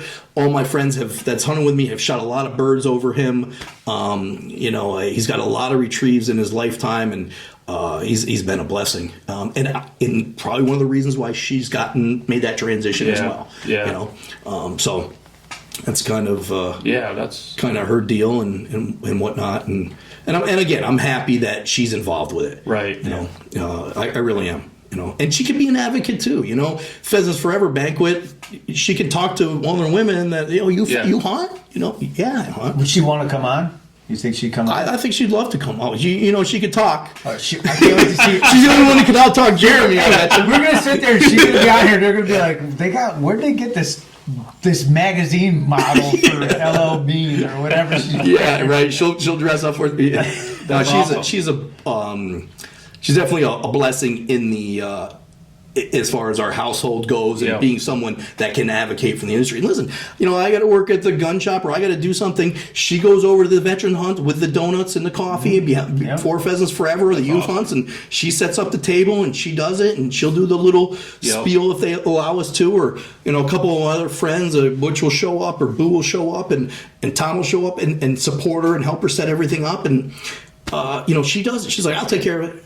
So being a part of it has got her involved in that aspect of things, and which has just been a great thing. And let's say a bunch of veterans see a female show up with their coffee and the donuts for them and whatnot, and talk a little bit about her Pheasant Forever chapter. I don't know. Maybe they're looking at it going, "Who the hell is this girl?" But I'd be like, impressive. Wow, that's awesome. Yeah. So I'm obviously. Her husband and whatnot, but I don't care. Any female, you had a female on, and unfortunately, hopefully she'll be on again, or you guys will talk to her again. But you got to applaud these people. These women. I mean, absolutely. But again, it's cool to hear too. Like they like it for the same reasons that we do, the camaraderie. Yeah. They absolutely love. They're like the mother hen. They want to make sure everything is set for people, and not that that's the reason for them to get into the industry, but that's what we thrive on. We thrive on the community aspect of it and the camaraderie and just sitting down shooting the shit. And how cool is it that your wife is sitting there doing the same thing? Yeah, it doesn't get any better than that. It doesn't. And we'll do certain things like, tower shoots and whatnot. And it's nice. You got a circle of people at a traditional European tower shoot, and there's women almost, not at every station, but there's a lot of burly guys, but there's women involved in it too. Yeah. And I don't know. I applaud it. I love to see it, and I'm glad they're out there doing that. And I want to see an increase. Right. So again, just like with us and the youth of getting more diversity and kids that don't have an opportunity, we got to give those women an opportunity as well. It's something that we just got to keep building on. Yeah, for sure. How many dogs do you have right now? So right now I have 3. Okay. Again, Teddy is completely retired. He's living out his gold years, and he's a beast. He's awesome. Emmett, which is a chocolate lab. Teddy's a black lab. Emmett is a chocolate lab. I had Teddy, and I lost my yellow. So we just had Teddy in the house, and I was bird hunting Teddy. We were having a good time, and my wife got a call or a message from a friend of hers that knows we're lab people, and it's like, hey, listen, my friend lives in Long Island, has papers, chocolate lab, full papers, full blown. Her husband got a promotion. They put their house on the market. It's sold in like 10 hours. So they got to move into a temporary home. They don't take dogs. They're looking for a home for this dog. And I'm like, I don't want a chocolate lab. I'm a yellow, black. Yep. That's where I am. That's what I want. I don't. And right now I'm concentrating on Ted. Ted's doing great. I just want to focus on it. Next thing you know, she goes down to Long Island with her sister, and I got a chocolate lab. Yeah. And what a knucklehead. They were like, oh, he's crate trained. He's, house trained, all this stuff. He was a year old at a time, too. I'm like, okay, a year, I'll have to work with him. This dog wasn't crate trained. He was, but he's a knucklehead. You've hunted with Emmett, too. He turned into a great dog. Yep. A great dog. Picked up where I couldn't hunt Ted all day long. I was hunting them together for a long time, and then Emmett could hunt all day, and Ted I might have to relieve a little bit. But those 2 dogs did very well for us. Emmett a little bit more knuckly. He likes to roll in the wet grass as much as he likes to hunt. But he finds them, he brings them back, and he's got a lot of goose retrieves under him and waterfowl retrieves. So he's been a great dog, and it was time for us because of the older dogs and how much more. I didn't want to stop hunting, and I didn't want to. I can't hunt 2 days in a row because I don't have a dog that can go 2 days in a row because they get a little stiff, after you hunt them hard in a field or a pond or waterway or whatever you're hunting. And so we're looking for. I went hunting with a couple guys in Arkansas, a good friend of mine, and he's actually part owner of Wild River Kennels. That's the hat I have on, right? It says Wild River. Yep. So Chris Perry, the main dog trainer or the gun dog trainer of Wild River Kennels, part owner. My friend Anthony is a owner as well. I hunted with Chris in Arkansas. He had a black lab. And I said, are you ever going to breed Arrow? The dog's name was Arrow. And he's like, yes. And I said, I want one of Arrow's puppies. Here's what I want you to do. And we had a game plan in place. I wasn't going to take the dog at 8 weeks old. I was going to let him keep the dog a couple extra months, socialize it, house break it, start it with gun dog. And Arrow just wasn't taken. He's like, okay, this is the time frame. This is my game plan, right? Breeder in the fall, the puppies will be ready by the spring. I'll keep it, and you pick the dog up late, midsummer or whatever. It just wasn't working. Then you'll have a dog to hunt in the fall. It wasn't working. So he called me up. He goes, "Guy, I know you've been waiting. Arrow's not taken." So I have 2 dogs that I got from a breeder in Jersey that I work with regularly. And I gotta get a male and a female. The female's already spoken for, but I have the male, and I think you're gonna really like this dog. I know you want a male.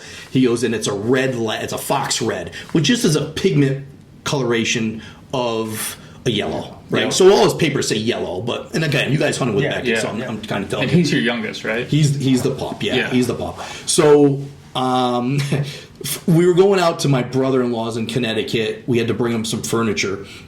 So we stood with him overnight, and the next day we were going to go take a look at Beckett. And he's like, "I want you to come out and meet this dog or whatever." So we met him in Rhode Island. I think we actually met him in Connecticut, but it's right over the border. The kennel service is in Rhode Island, but where he trained was in Connecticut. So we get out there, and I said to Nikki in the car, I said, "Listen, he's been working this dog, training this dog. Don't just get on your knees and start loving this dog up like you do." I said, "We don't know. This dog's there to train in a field, so we just got, we're there to observe and take a look at what this dog, where he's at this point. So, I don't know what Chris expects of us or whatever, what we can do. Don't just jump in there because that might ruin his training for the day. You don't know these trainers and what their expectations are." And I never had a conversation with Chris prior to going down there about how should we act, right? Yep. So we get down there, we start talking to Chris, and Nikki's not saying a word. She's just doing, she's paying it. For once, she's listening to me, right? And she's got her hands behind her back, and she's just holding back, and she's standing behind me as I'm talking to Chris, and he goes, "Okay, you guys want to meet Beckett?" So I was like, "Yeah." So he opens up, he's got this big, beautiful stainless steel trailer with all the kennels in it. He tows all over the country to train. And he opens up the thing, and here comes this, he was 40-something pounds at the time. Wasn't even a year yet.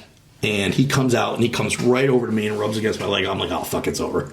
I'm like, we're done. So I'm like, okay. So I told Nikki, she goes, "No, guys can, you do your thing," right? So she gets right in there with him. And then he put him on the line and he showed me what he progressed him to at this point in time. I'm like, it's done. It's right. Over. I said, "Oh, we'll talk about it and whatever." And Nikki's like, "I ain't talking about anything." It was like, "Here's your deposit," Right. And we were going, like, he was ready to take that day, but we were going to Florida. So I said, "I'll tell you what, you keep him." I think it was the end of April, very beginning of May or something like that. I said, "You keep him until June 1st, because we go to Florida for May for a little bit. You keep him to June 1st. I'll pick him up June 1st. You keep training him. You keep keeping him on the truck," which means he goes to a training day every day with the other dogs that he has, and we'll take him. And he agreed to that. And we went down in June 1st, 2nd or something like that. Yep. Picked up Beckett, and I've been working him ever since. So That's awesome. And he's been awesome. I mean, just a great house dog.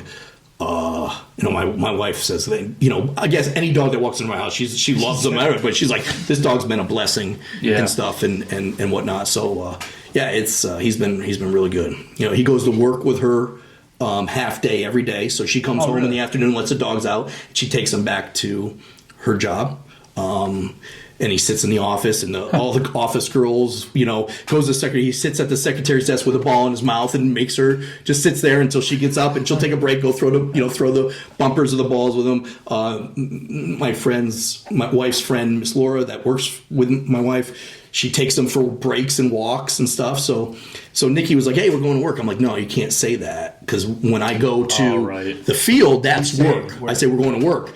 So it's got to be. So I say, "Hey, Beckett, how was the office today?" Because he goes to the office. So it's a lot of fun. But he's been great. He's been great in that atmosphere of taking him to work and just keep him socialized and stuff. And he's been awesome. So is there any particular reason why yellow and black labs over chocolate? No, not really. There was some fantastic. I mean, I had with some guys in Arkansas that had chocolates. They were just beasts, demons, and stuff like that. Yep. I just love it's just the color. It's just it is. Okay. And they say, well, it's a kind of a mix of the black and the yellow, and sometimes they're a little bit more hard-headed and stuff. Well, if there's any truth to that, that was Emmett. Right, so Emmett was that dog. Right. But I've seen chocolates that are just beasts that lights out and whatever. Would I ever get a silver? I don't think. No. I said my dog's father was a what? Was he a silver? Blue? Silver? Silver, yeah, silver. Was he a silver? Yeah, that was Matt's dog. Yeah. Silver. So I wouldn't do a silver. I stick to the black. Yellows are probably my favorite, but black is just, the blacks are always beasts too. They're awesome dogs. The only thing I don't like about a black is anytime you want to take a beautiful picture, you get no visual, the shadows and stuff. You just get it's a black dog. I mean, it's two eyes and a chunk of black. It seems like, unless you get your light perfectly or whatever. Like muscle structure and everything. Yeah, the black. Yeah. So with the yellows, you get way better if you're ever taking pictures with a family or in the field or whatever. You just get shadows off them. And Beckett is very photo friendly in that aspect of things, and so was Marley. Teddy's just been in so many pictures and everything, and it's just a black blob with two eyes, it seems like. But that's the only thing I would say with a black. If you're someone that really wants family photos with it, blacks are going to be tough unless you have lighting and everything else put very good, which I never. It's so crazy because they don't spot. There could be a chocolate and a yellow, and they could have all black labs. They'll have mix. It depends if you're going by like papers where they breed that out, but they won't spot. You could have like 2 blacks and 1 yellow and 3 chocolates, all out of the same litter, and both parents could be black labs. There's pigments inside their parents, and they don't spot. You won't have one like half black and brown. They're either all full. Because when my dog, there was a couple black and the rest were chocolate. And then there's no yellows in there, or was it yellow? Was there some female yellows or something? Maybe it was yellow. Yeah, it was a different color. Yeah. And then my other chocolate lab before, there was like 4 chocolates and I think 2 blacks. It's just always crazy how they don't spot though. Yeah, and I will say with me having labs, okay, and I always tell everybody, and I say this, my friends will tell you, I say it all the time. There is nothing prettier than a dog on point when it comes to upland. When they lock up, right, and they're just still as can be, and they're just GSPs, English setters, whatever it might be. It is just unbelievable, and their muscle structures pointed up, and their tails straight out. It is just the most beautiful thing in the world to me. But I'm a flusher guy. So labs go in and they flush. They don't point. You see them getting birdie. You see their posture change, and but that bird, that pheasant could be, or grouse or whatever you're hunting, could be moving through that brush, and your dog's getting crazy over here. But then all of a sudden that bird might get to the end of the high brush and just flush. So you're watching your dog over here, but the bird might flush, 10 feet away or 5 feet away or whatever it might be. So it's like, you're watching this, and then you hear or the rooster cackle or whatever, and boom, you're trying to get it. So I like that adrenaline of it. Where a pointer, you're going to get the people to kind of walk around. Sometimes these dogs lock up so much that somebody has to go in there and get the bird up or whatever it might be. So I'm a flusher guy in general. In lab, because they're a little hardier. You hunt December in the water for ducks or geese, they don't have any problems with it. They're Beckett, because he's more of a smaller frame, is the first dog I ever actually put one of those neoprene vests on. It says it holds about 20% more heat, so I started putting one of those on him this winter. But I'm a lab guy through and through. But I will say this. Anybody for your audience that says, well, I'm looking at a lab, but I don't have the money to go get these dogs with these bloodlines.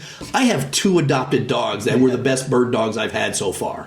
Beckett is on a different level. He's got that line. He's got that training in him. Right. He's definitely on a different level than those 2, and that's why I'm not a hunt test person. I'm not a competition person when it comes to this stuff. Yep. But I feel like this dog has the potential to really be something. Right. And if I don't, I just always people, if I don't bring them to that potential, right? Just same with your kids. You feel like, hey, this kid, the coaches are saying something, parents are saying something, but you don't take the kid for the travel team. You're like, I don't want to travel, so no, you're not going to, but your kid's got the potential. That's how I feel with Beckett. So I'm going to try these hunt tests and get some of these titles, try to get some of these titles under him. But I've had the two of the best dogs, 3 really, because Marley was an adopted dog too, my yellow. 3 really, really good dogs with just me training in the backyard and some lucky farmers that let me use a field, or a pond or something like that. I'm not hunting it. I'm not blasting away on their property. I might have shot blanks, just to simulate a gunshot or something like that. But, or just big fields. I mean, to the point where I've taken them over, obviously without any firearms whatsoever, but taken them around the corner of the school and just tossed bumpers to them in one of the fields. We always pick up after our dogs. It's I'm not leaving anything there, but just I've trained all those dogs, just me myself in a field or a backyard, and I've had great dogs. So any of your viewers are like he sounds good. Maybe, let's talk about this as a family or whatever. You don't need that, unbelievable bloodline dog. Right. I'm a firm believer. Are you going to get a master, hunt test type of dog? I don't know. Maybe maybe not. Right. But you're going to get a dog if you want to flush a pheasant, shoot the pheasant, and the dog brings the pheasant back to you type of dog, and maybe drop it somewhere within a foot or 2 feet of you. That's a meat dog. Yeah. And that's what 95% of the hunters out there really want. You know, the dog that comes around, sits and heels with the bird in his mouth, or you release it to hand, that's just a different level of training that you could potentially get. It's just what you want to put into that dog, Right. you know? But I think anybody out there can grab I did it with 3 adopted dogs. Yeah. You know, and go out there and get them to retrieve. Labs love to retrieve. A lot of dogs love to retrieve. But whether it's a GSP or a lab or, any of these other awesome breeds that are out there for any sort of hunting purposes, beagles, coon dogs, whatever you plan on, I really feel like you can get that dog. I think you can get that dog to that potential that you Right. want. Again, this is my first dog that I need to take to a certain level, so we'll see, if that bloodline is part of it or just my training or whatever it is. I'm not a professional in that aspect of things, Yeah. but we're going to find out. So Yeah, I grew up with hunting over with pointers, and then you turned me on now labs and stuff for ducks and Yeah, geese. yeah. But then for pheasant, I never hunted with a lab ever until I met you, and I loved it. It's so much faster pace, like you're going and going. Where the pointer, we're sitting there and he points, and we're all coming around. Give me a couple hundred yards away from you, he goes on He's point, and we're all going up there, and you walk up to him. Yeah. You get up to come him, there, which is and cool too. Yeah. and They then can you're- run fields. Where I can remember hunting with pointers. We probably killed 4 pheasants hunting with your lab than we would have with the pointers with 2, because it was just so much slower pace. Which is great probably for, older people. You don't want to run around to get the pointer. He'll sit there and you walk up to him. But with the labs, it was a lot more exciting watching him work and run around. You're watching his tail, and you can tell when he's right on the, getting right on it. I thought it was more exciting. It's cool, though. Yeah, it's cool to watch the pointer. And you're like, it's beautiful. That's It's beautiful. so awesome to watch him do it. But the lab was like... And I will say, you right. get someone that's brand new into hunting and you want to take them to a pheasant preserve and get, buy a couple birds and get out there hunting. Sometimes the first one for a youth, sometimes the pointer is the way to go, right? Because they're not walking, trying to keep up with a dog. Things are going, it's active, Right. boom. For more experienced people, Yeah. it's not a problem whatsoever. I've guided a couple times with Beckett. You guys being one of them, but the Saturday before with 2 first-time ever bird hunters. And they had no problem with Beckett. And at the beginning of the hunt, I actually commented to him. Beginning of the hunt, you could tell, like I was telling him where to be positioned, where to walk the row, and I'll put the dog down the middle and whatever. By the end of it, the dog was out in front. I'm behind him, and these guys are going like this with the dog. That's cool They to just watch. picked it up at the end. I go, do you guys realize what? And there was a gentleman and his girlfriend, and the father was there, but the father wasn't shooting. He was just there to watch and make sure they were safe in their first time. And he actually had the shells in his pocket, so he'd hand them shells, and Yep. he was very safe. And they were great people, all of them.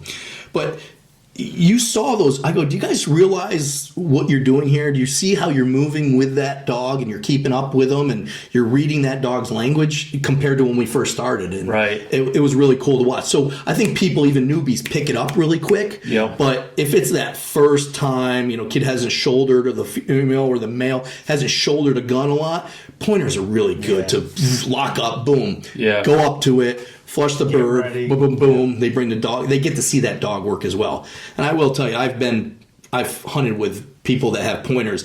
You open the truck, you're sitting against the truck, they release that dog. You got a 200-acre field, and you just sit back. Right. And watch. Just wait. That dog locks up on point, and that Yeah. dog can run that pile hunt. field. Like Yeah. with a lab, you're going back and forth. You're hoofing, you're back and forth. You're back and forth. How many is pointers, man? They just run that field. They lock up in the back corner. Okay, let's go. Yeah. Yeah. You can sit there bullshit and listen to the radio, and as this thing goes. So, to each his own. Like I said, I have love for all of them. Yeah.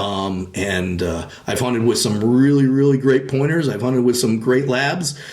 I've hunted with some mediocre ones too, but it was always fun. Yeah. Yeah. It was always fun. So It's kind of cool for you, especially, like kind of see that it's almost like an art piece. You know what I mean? When you're there guiding, like those people that you were just talking about, and just see everything just kind of form and see everything come to life. Yeah. That's got to be a cool experience. It was at a point in time where like I wasn't talking anymore. Yeah. I was talking to the father as these guys were walking and following and watching the dog. And biggest thing with bird dogs is always trust your dog.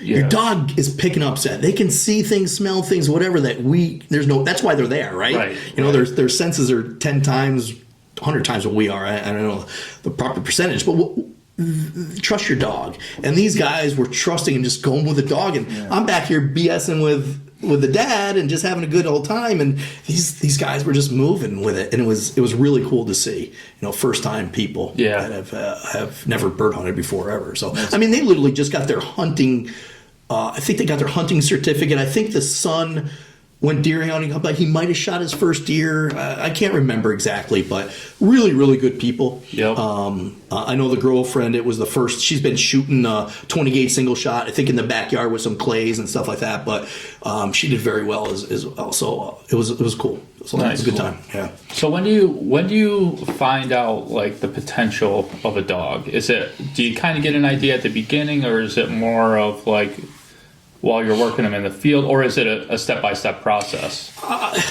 I'm going to based off of my experiences. Yeah, right? yeah. I am no professional trainer by any means. Yep. I'm not a breeder by any means. I have no super titles and all these ribbons or anything where, someone else that has that stuff might be able to give you a better answer than I do. I'm going to give it from my experiences. Time, maturity with the dog, and the dog's pace. First thing with like Ted and Emmett getting these brand new dogs that have had totally different lives in hunting the world. Right. I got to take them out in the field, make sure they're not gun shy.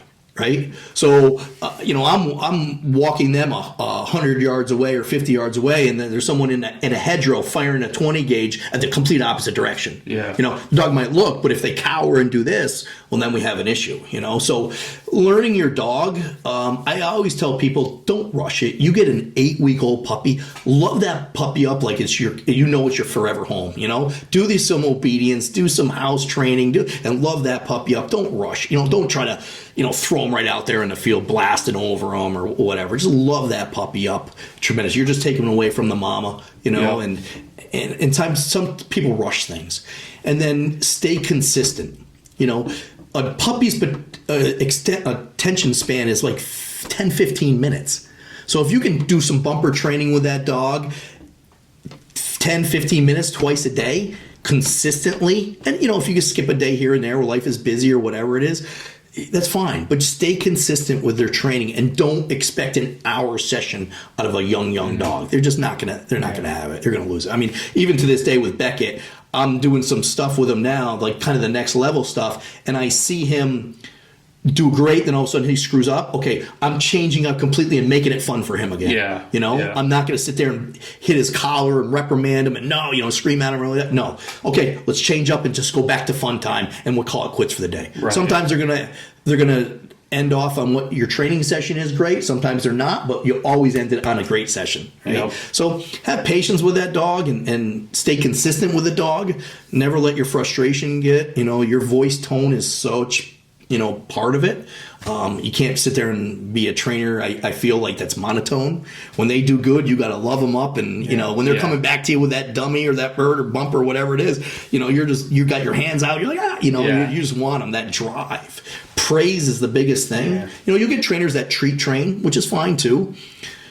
I'm a praise trainer, so I'm rubbing their chest. I'm loving them up in praise because labs are tough. You give a lab too many treats and all of a sudden there's an extra 5 pounds on them, like whatever they look at, they want to eat. Right. So I've always been a praise trainer rather than a treat trainer, but there's people treat train, a couple of trainer friends of mine are like, yeah, treats are fine, Right. A lot of times they have these 100-acre, 1,000-mile-per-hour pointers, that burn it off. Where a lab is a little different in my eyes of things. Well, I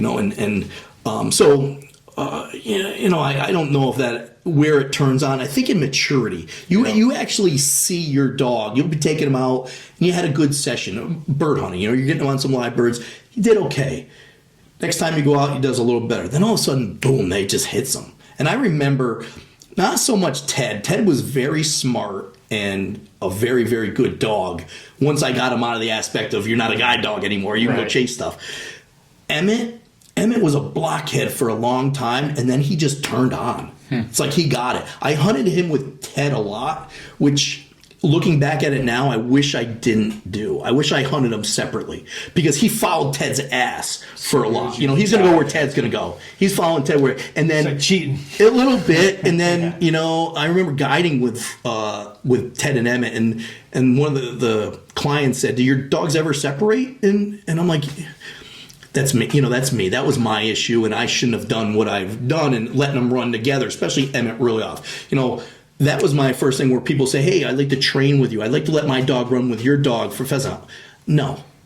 Let's train your dog. Let's train them separately. Let's put birds out for your dog. Let's do, because what your dog's going to do is just chase my dog, and then he's going to be constantly looking for another dog to learn off of. Gotcha. You know, so I had to separate Emmett a little bit. We're hunting them separate a little bit more. We're hunt Ted for the morning session, Emmett for the afternoon, or a couple hours apiece type of thing.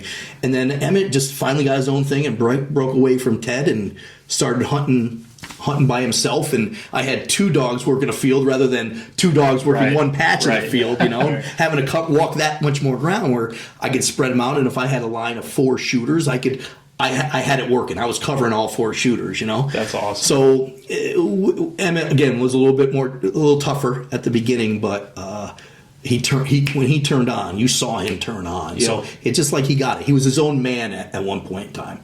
That's cool. So that's interesting to hear. Yeah, a lot of fun though. I remember growing up at Ilion Fishing Game Club. A lot of bird hunters there. Dogs everywhere. You'll watch them shoot skeet, and a dog as a puppy's healed. Yeah, that's right awesome. there. And they're shooting every station, and the freaking dogs wouldn't. There'd be dogs all over the place because that's how they got them not gun shy. Yeah. They'd hang out at the clubhouse, like up close. Yeah. And then eventually they worked their way, and then the next time you go there next month, you'll see him right on the field healing while he's shooting at the station, and then next thing you know, they're all hunting. They all did that so they didn't get gun shy. Yeah. The gunshots. And steadiness too. You know, like I'm going to start doing that with Beckett a little bit more.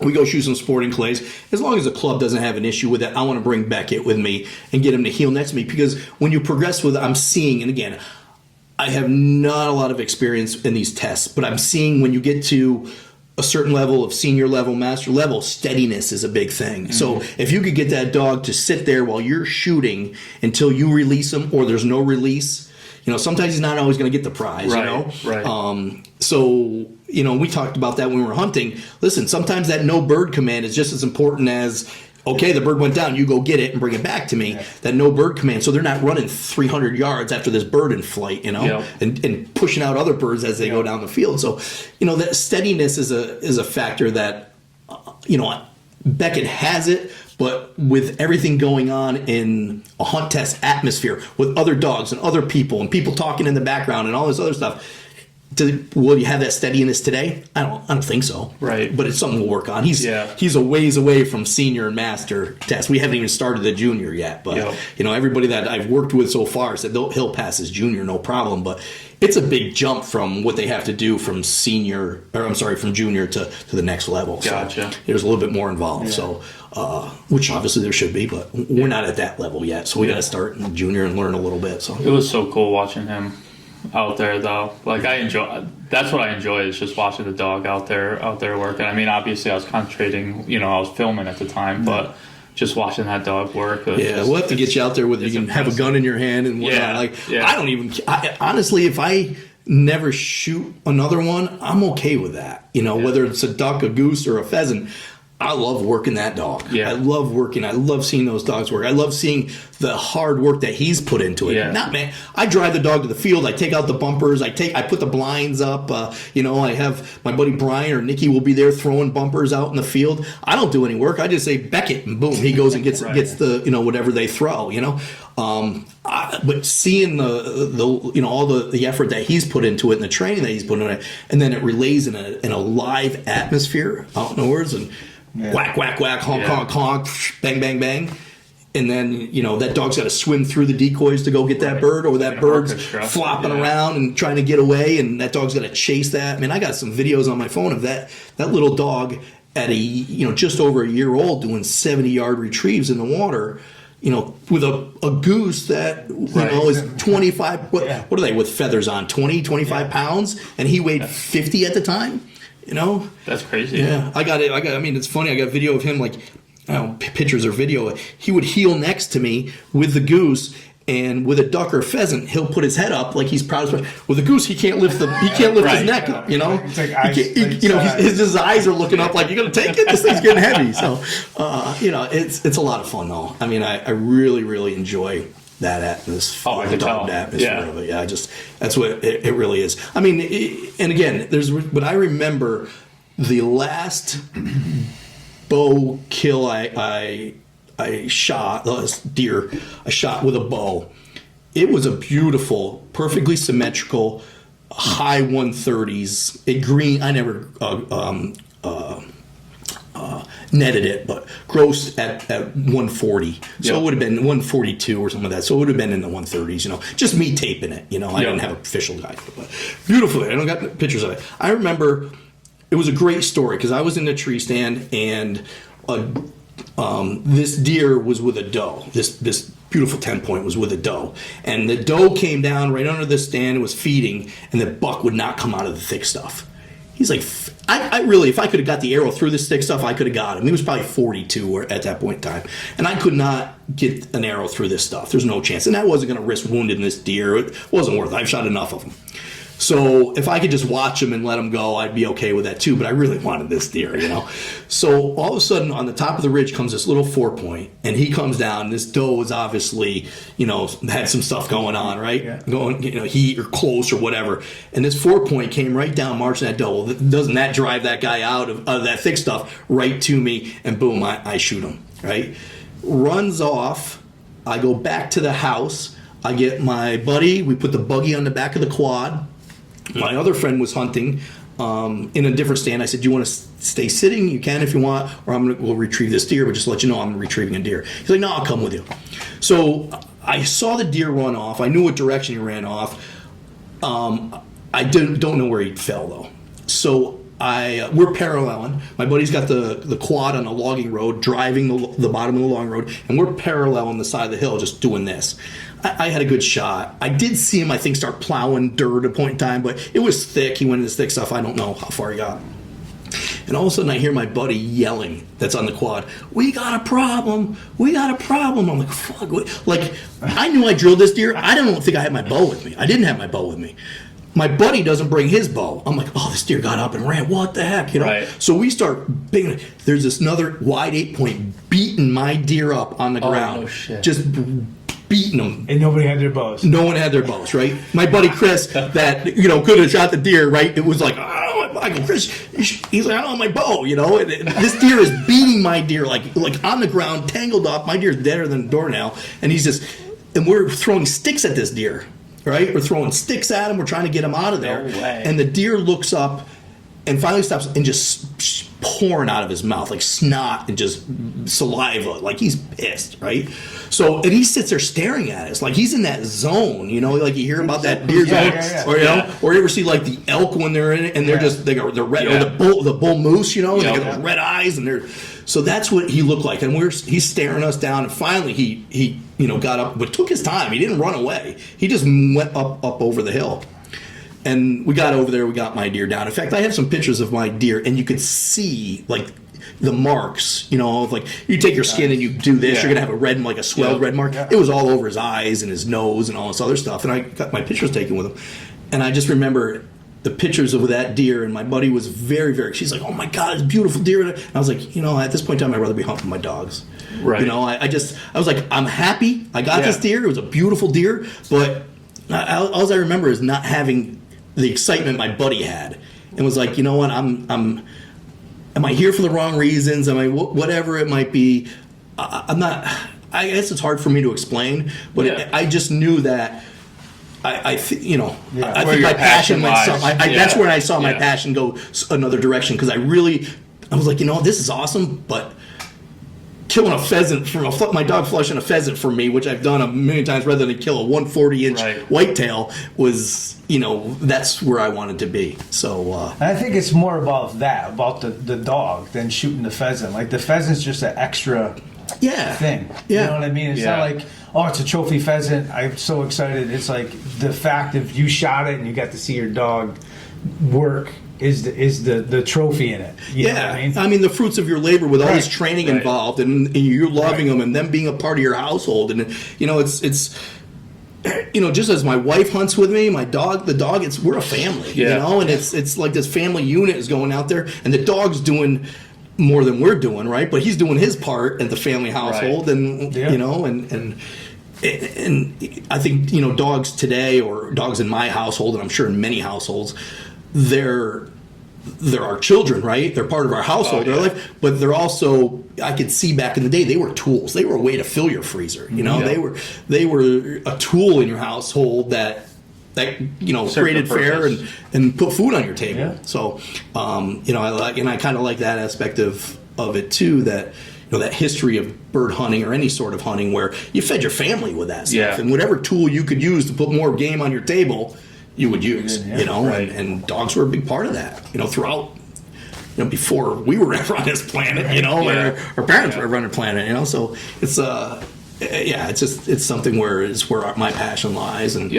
now, and, I started doing some deer hunting again, shot a buck with a muzzleloader this year, opening day up north, and, shot that buck, and I was happy as could be that not only do I have meat in the freezer, but now I can go back to duck hunting and bird hunting. That pressure is off because my wife loves the venison, and we kind of watch what we eat and try to kind of really stick to good cuts of meat and not just buying big junky fatty steaks and stuff like that. So in the burgers, she just made some stew last night and put it in the crock pot in the morning, and after the gym we came home and we had venison stew. So.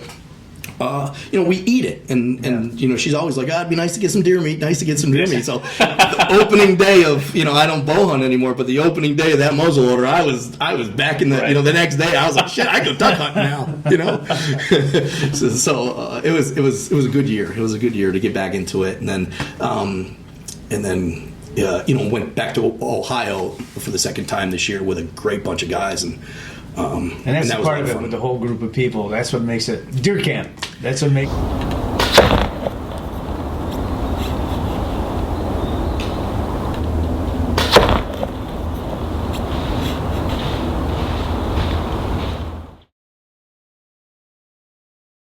So tell us a little bit about your deer camp experiences. So camping experiences in general, I'll keep this as short as possible or whatever, but my experience, I've actually been part of a lot of camps throughout my life. Some were full-blown deer camps with the cabin and everything else, and some were just friends getting together on whenever we could and hunt together, just hunt separately, but we all had access to the land. So where it started for me, I kind of started later in life in the hunting world. My father hunted a little bit. He'd go out maybe an opening day here and there every other couple years. Never shot a deer. Shot at deer, but never physically got one. They used to shotgun hunt. Smooth bore. Shotgun hunt. Throwing slugs down in the woods. So his very good friend had some property in Schoharie that he purchased. So my dad started hunting there, and I remember coming home, and I'd have to ask my mom what age I was, but I was coming off of the school bus, and I still was in elementary school. So let's say I was in that 10-year-old range or whatever. Come up, and there was a spike horn hanging in the garage. My father finally got a deer.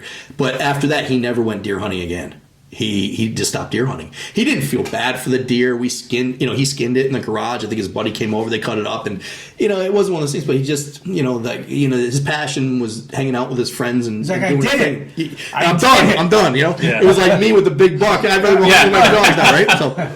So he was done. His big buck was a spike horn, and he was done, and it was over with. So I never really grew up around it, any sort of hunting whatsoever, and I remember dating my first wife, and her brother hunted, was a very, very avid hunter. My first wife's cousin was my best friend in high school.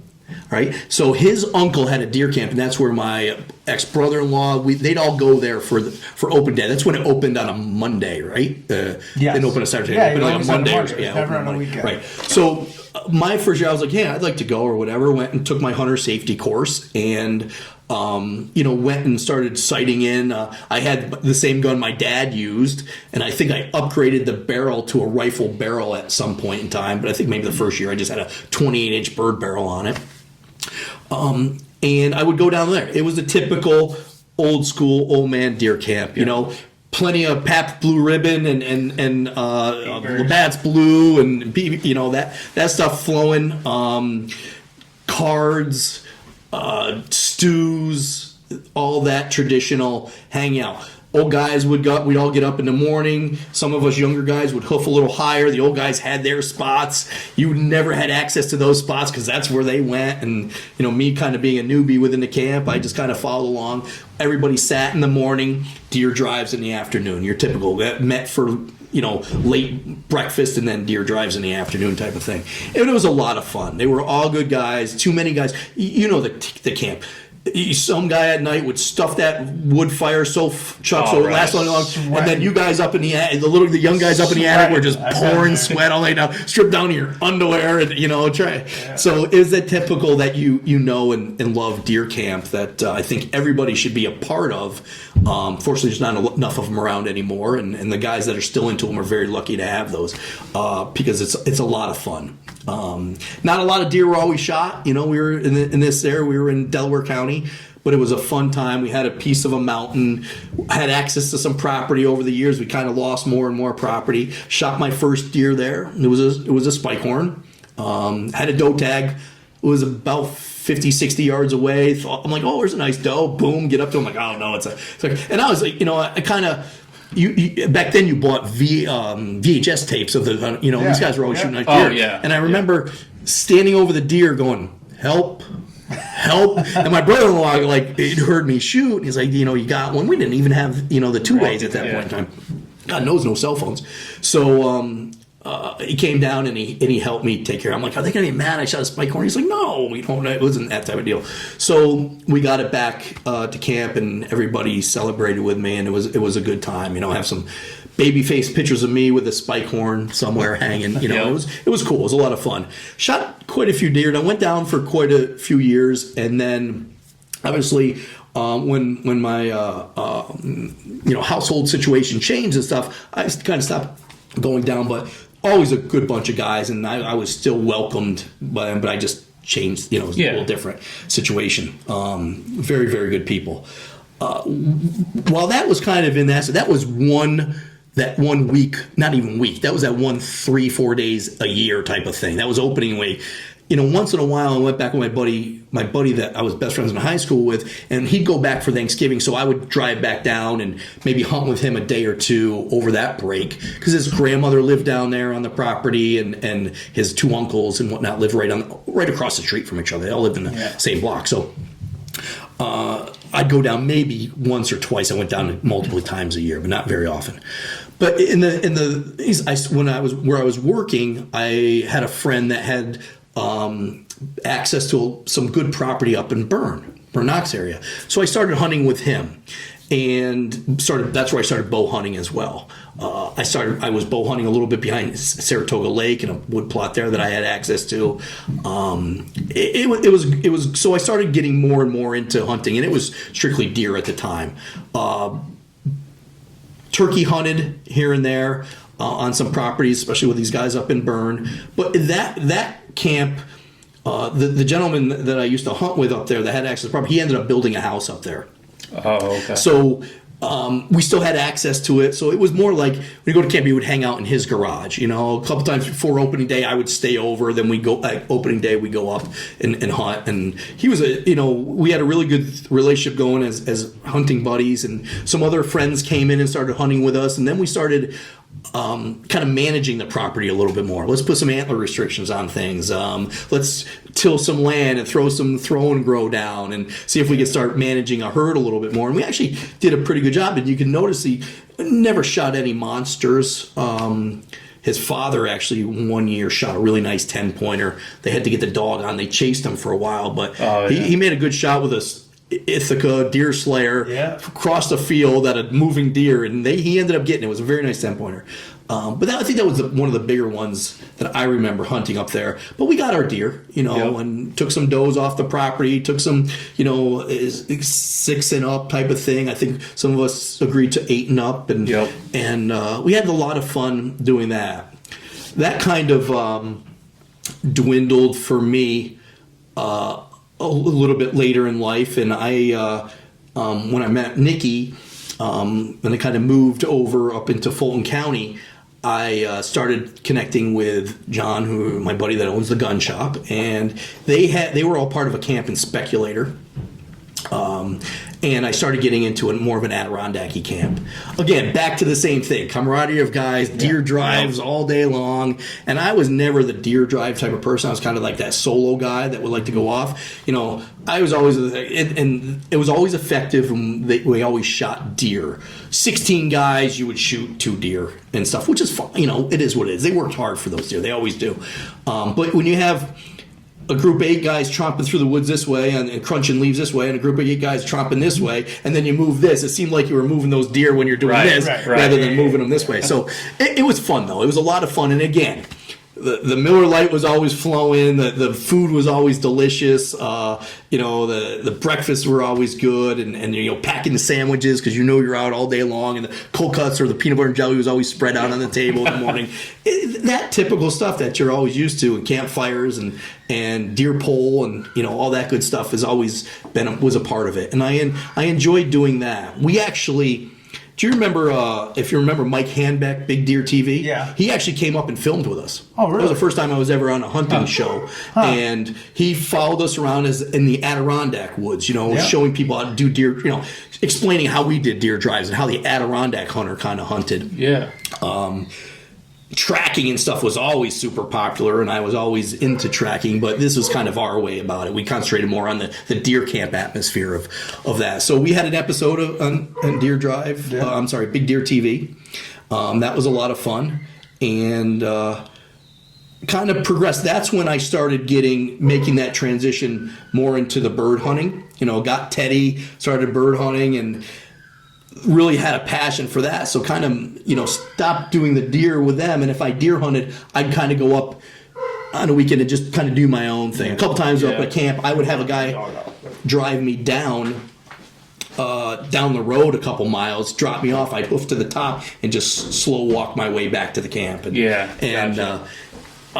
then meet up with those guys afterwards and stuff. And I had a lot of fun. Those guys still know a lot of them this day, and they're still hunting it hard and having some success. A lot of big deer are shot around us, and some of them are shot in that group themselves. That's kind of when I was towards the latter part of that. I started making the transition more into Teddy and working birds and kind of getting more into the bird hunting thing. Right. Where I utilize that camp to this day is still a member. Where I utilize that camp to this day is after the northern hunters kind of dwindle and go south, I'll go up for grouse. And I'll bird hunt up there for grouse if the snow doesn't get too deep. Right. Because if they only plow to a certain section, if they're logging back there, if they're logging, they don't even plow to a certain section. I don't have a snowmobile to get back there and stuff, and snow gets too deep for the dog anyways, but I will go up there and grouse hunt. I won't grouse hunt while they're hot and heavy for the deer, because they work so hard for a deer that I'm chasing pheasants and ducks down in the southern tier, where let those guys do what they do until it smooths out a little bit, and a lot of them will go south, and then I'll go blasting on the woods for grouse. But working your dog, they're on stand, or they're setting up a drive, and they hear some guy with a dog blasting away. I just these guys in any Adirondack camp or solo hunter or whatever however they choose to hunt, they work hard for what they can get up there. So there's plenty of time and plenty of animals around that I'll try to go get up there a little bit later. So I've been a part of that for some time. Again, don't spend as much time deer hunting with them, but to take advantage again with the birds later in the season.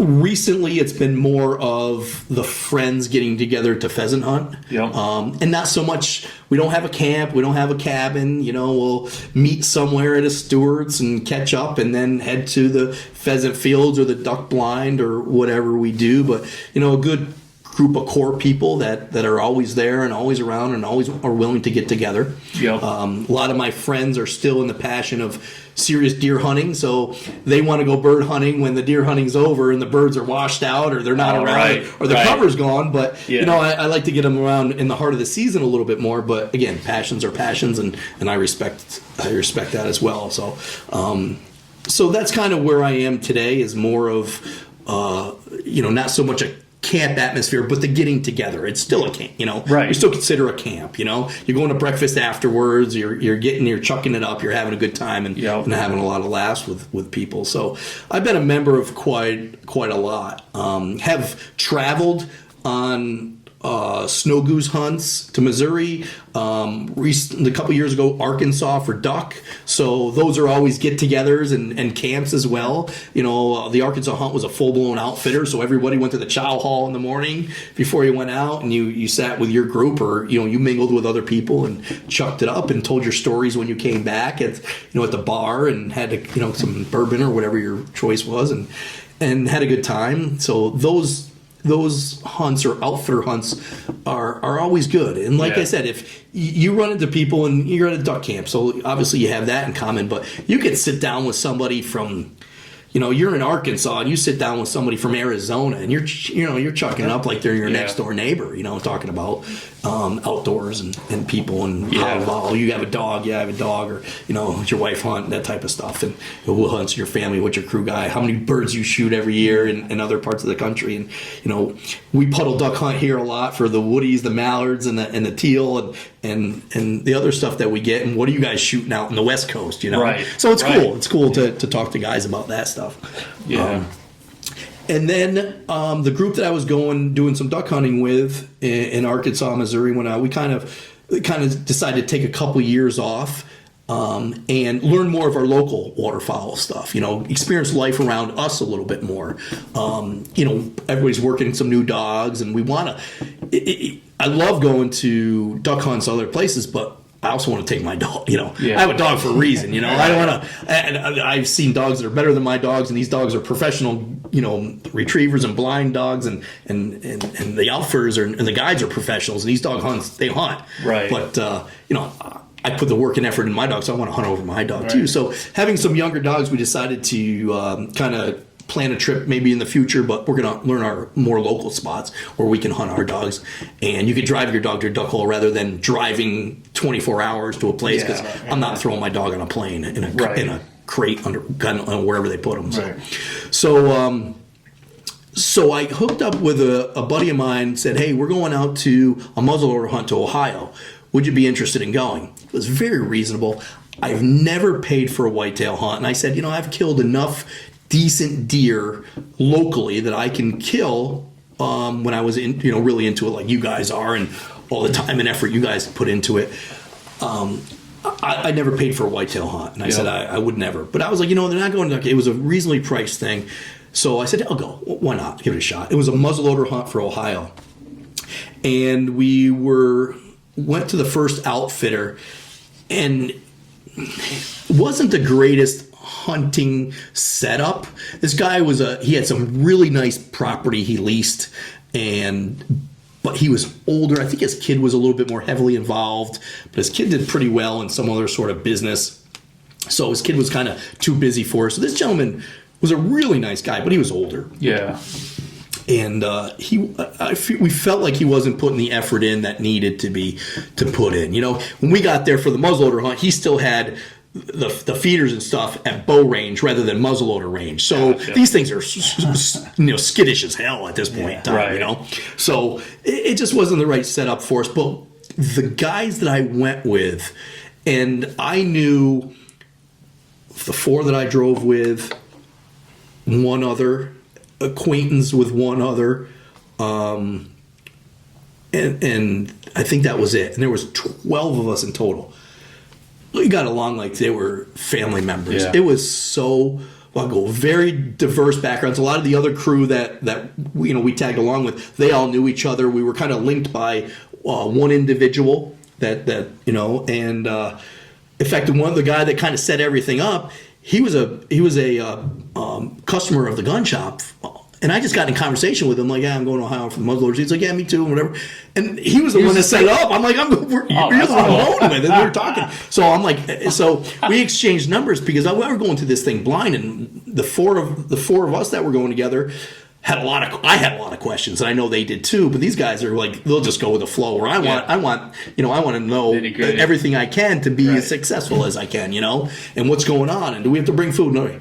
So this guy gave us a really nice place to stay, bunk rooms and whatnot, and a full kitchen. And these guys that I went with, that part of that kind of group that set up, did all the cooking. And I'm telling you, we had prime rib. Every morning you woke up to pancakes, sausage and biscuits, eggs. It wasn't an English muffin and get out there. Right. It was these guys. This is what these guys love to do.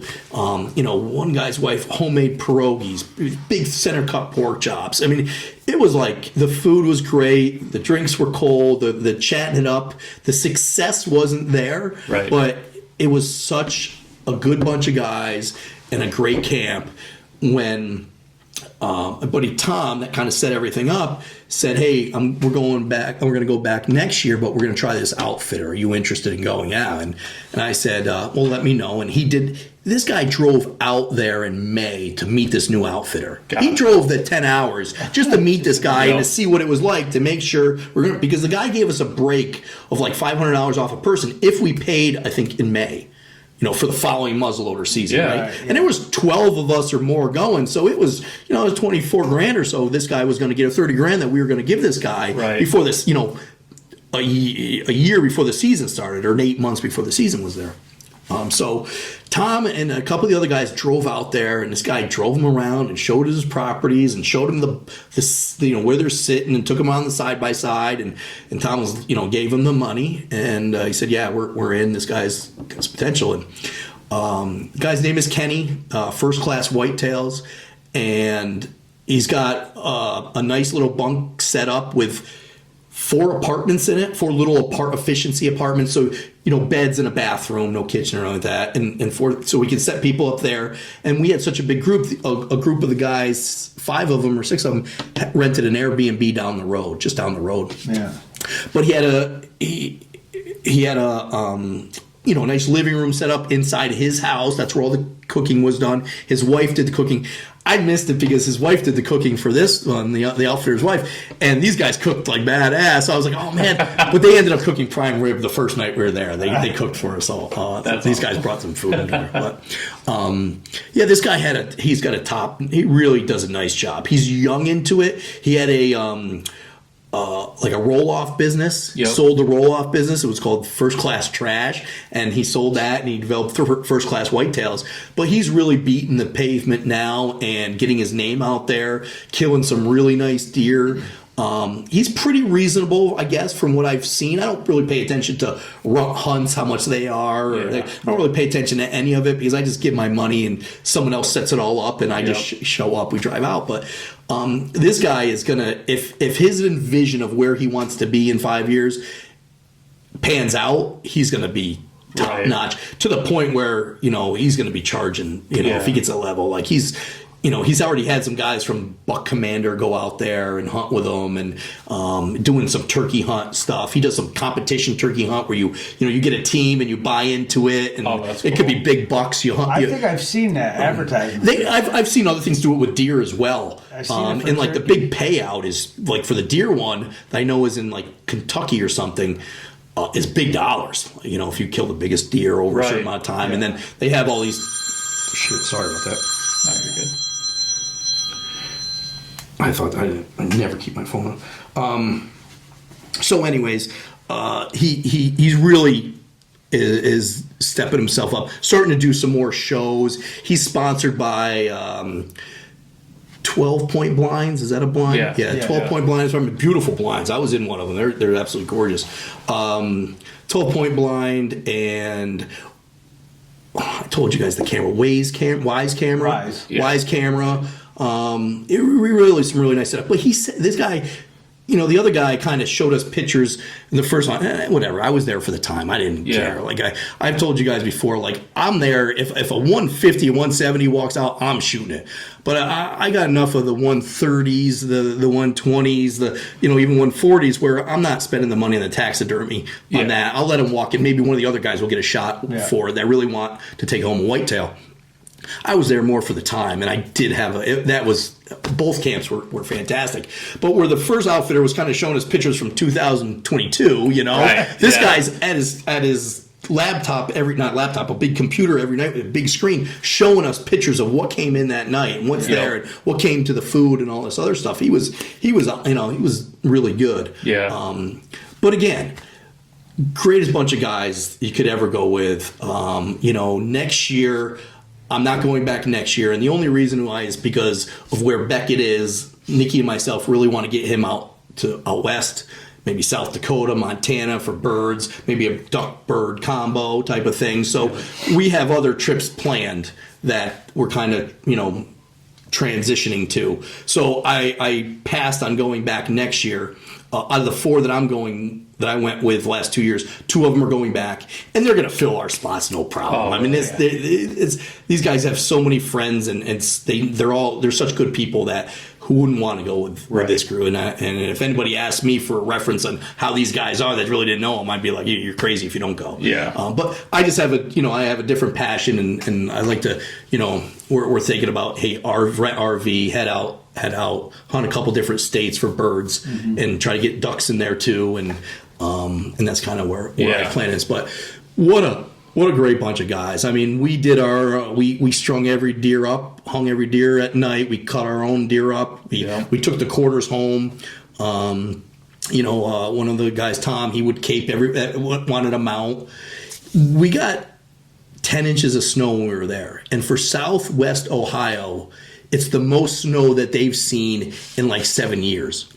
Like literally, they were like, I wasn't even supposed to be driving to my tree stand because they were on a level 3 emergency. Like the roads were shut down. There was no business. Because one night I was like, hey, let's just go get pizzas. The pizza place ain't open. They're in a level 3 emergency. You're like, what? I'm like, what are you talking about? I literally was driving to my stand one day, and there was a guy with like a normal sedan, right? You say it was Chevy Malibu. I can't remember what it was. He's driving back and forth in his driveway to knock all the snow down. Like they don't even have snow plow. Like they have ones for the road, but these guys don't have plows on their truck like every other person in New York does, right? They don't have snow blowers. They don't need them. Yeah. For the couple of little snowstorms they get a year, it either melts or they take a shovel and clean off their deck or front steps. It was so funny to see these people just trapped in their house, and they weren't getting. Again, I'm watching this guy go back and forth on his driveway to mash the snow down. I'm like, okay, I guess that's how he plows everything. So, with that being said, that snow came in. We ended up shooting 7 bucks and 2 doe.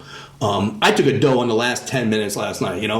A friend of mine that I bird hunt with, Lizzie Bryan, he is like the guru now of making summer sausage and goose pastrami and now venison pastrami and jalapeno and cheddar summer sausage and all these different flavors and no jerky. So I was like, listen, there's dough coming out. I'm going to take some meat home because we'll make all these summer sausage and meat sticks. And for me, I just get a deer cut up and we have our ground. We have a couple steaks. We get a couple roasts, and that's what we're fine with that.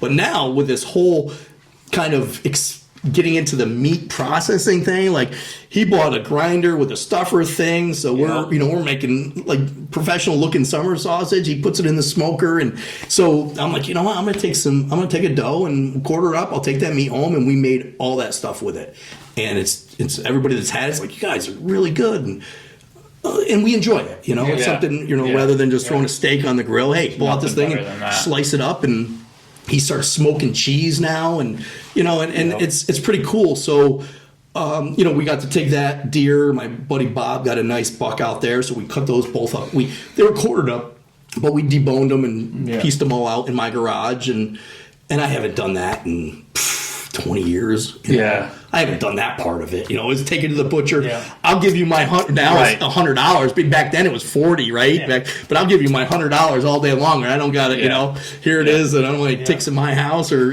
whatever it is. Yeah. And I don't have a garage set up or stainless my steel stuff packages or and- yeah. You call me in a couple of days or whatever. If you can let it hang for a week, I would love it. But I know you get busy, so Right. you do you, and I'll give you my $100 all day long. But we started getting into it this year, and because of Brian, and Yeah. he kind of pushed me, and I had a lot of fun with it. So it was a good time, and I will miss. I mean, every day I kind of think, because my buddy Bob that I talk to on a regular basis, he's like, yeah, him and Greg are going back, and I'm glad they're going back. But I'm like, man, I do, Yeah. just because of the time, Yeah. and I think a lot of them are going back because. God, we got 7 deer. I talked to this guy on a Saturday at a diner with a bunch of us sitting around that were going on the camp because we were going to go sight in our muzzleloader. So we all met for breakfast. And I called this guy 3 days prior and just to talk to him. Like, I didn't physically talk to this outfitter. And I just kind of wanted to ask him, listen, I work at a gun shop. We carry scents and lures and all this stuff. Is there anything that I can bring to better my chances Right. of seeing a shooter buck or whatever? And this guy told me on the phone, he goes, listen, we've shot a lot of deer this year. You got 12 of you or 13 of you coming down. He goes, I'm hoping that I'll have 3 or 4 bucks for you guys to shoot, shooters left to shoot. Right. Well, that probably would have been the case. So I'm already going, okay, he's setting us up that, it might be a little tougher. He's had a good season, right? Yeah. He's gotten the bow hunters on deer. Yeah. He's gotten the gun hunters on deer. What's left for the muzzleloader season? And he's got to let some deer grow for the following year. So because that snow came in, deer were coming to food. They were coming to the corn piles and everything else. And and those outfitters, they could put out corn and you can hunt the corn and they were coming to food. Yeah. So I think if it was a normal January South Ohio weather, 40 degrees, 30 degrees, but no snow on the ground, we wouldn't have seen, we wouldn't have been able to shoot what we shot. But because there was 10 inches of snow on the ground, these deer, it was a huge advantage. And they came out and he I think we shot deer that he's like, I don't know where that deer came from. I don't know where that deer came from. But cool. They were coming because of the food. So we got blessed with that. I saw a couple decent bucks, but nothing that not only I would shoot, but I think everybody else would have passed too. Right. Your basic, 100 inches, 110 inches. But these guys were lucky enough to shoot some nice ones. And my buddy Bob got a nice 10-pointer. Everybody that shot one, I would say, was a nice, respectful deer. And they were. It doesn't matter. Even the outfitter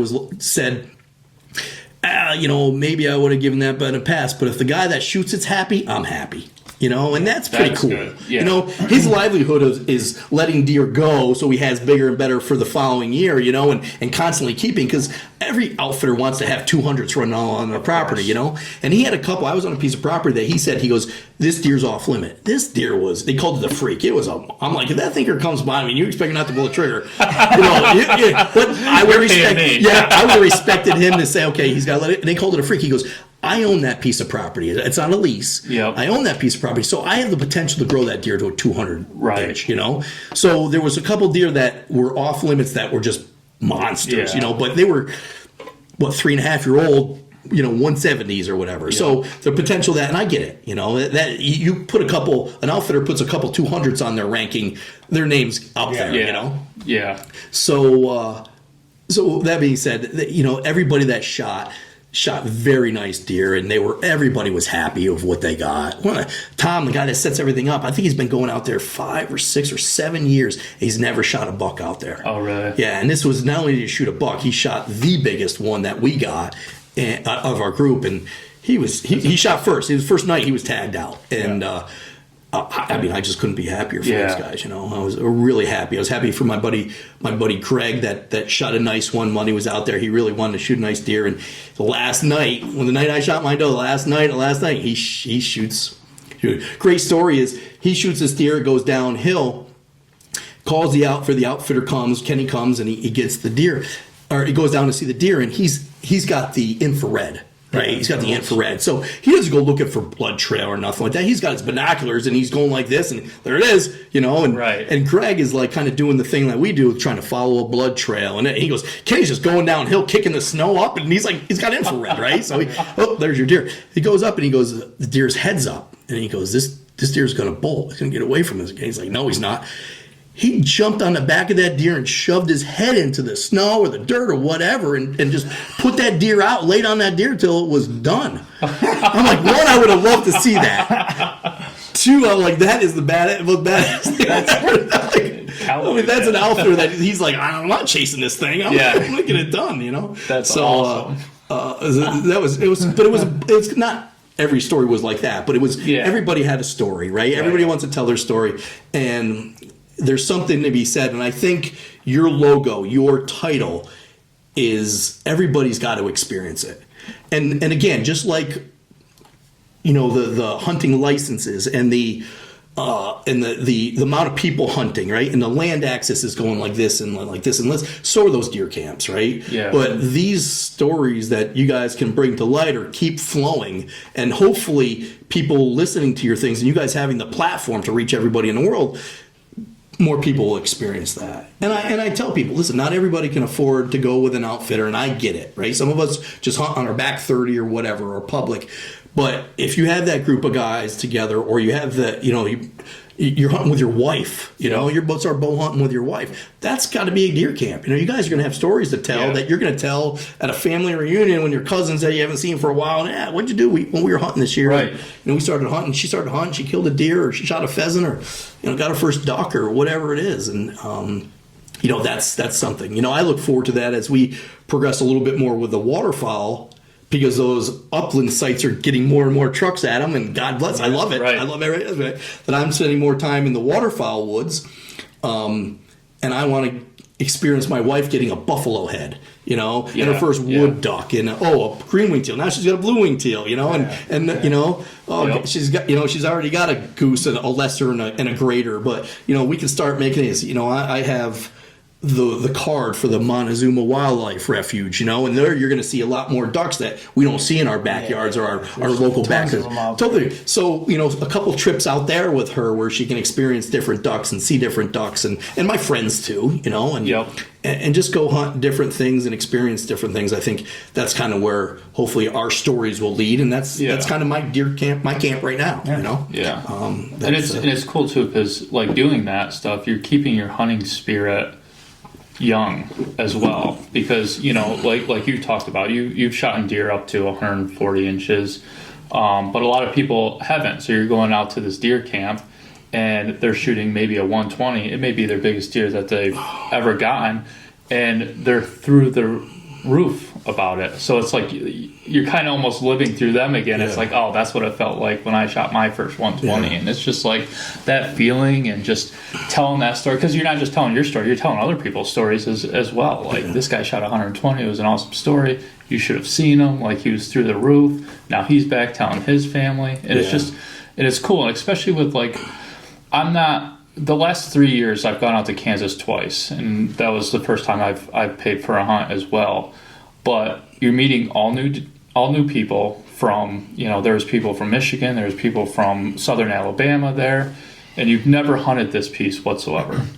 So you're going out there, and Jeremy talks about this a lot too, but you don't know what other people have seen, and plus you're not familiar with the area too, so it's cool to get back there and just talk about your hunting stories, not just the deer aspect of it, but the setup you're in. Like, it's cool, setting up on a river bottom in Kansas. It's like you watch all of these videos growing up of like Real Tree Outdoors or Bone Collector when that first came out growing up, and you just envision like that, and you're sitting where these guys have sat.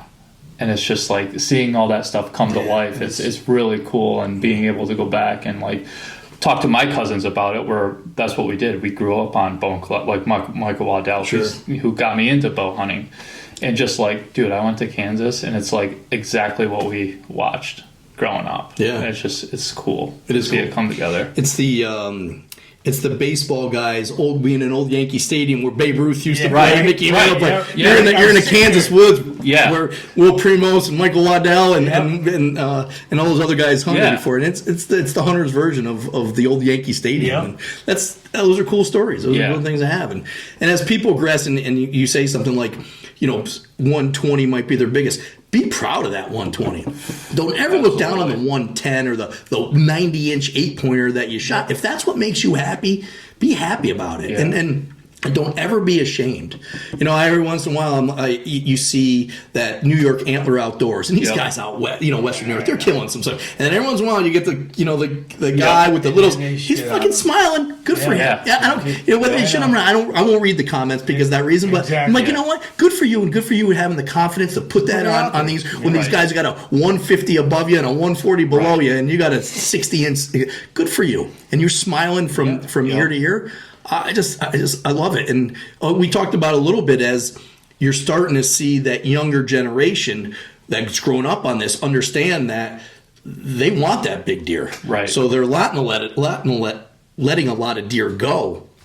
And we're not killing enough in New York, and they're starting to come up, probably think a little bit more of how we can take more deer out of the state for a healthy herd. And, they keep opening up a late season and whatever. Maybe in the future we might see take a doe to get a buck tag or however it might work out, But these young generation, they want that big deer. Yeah.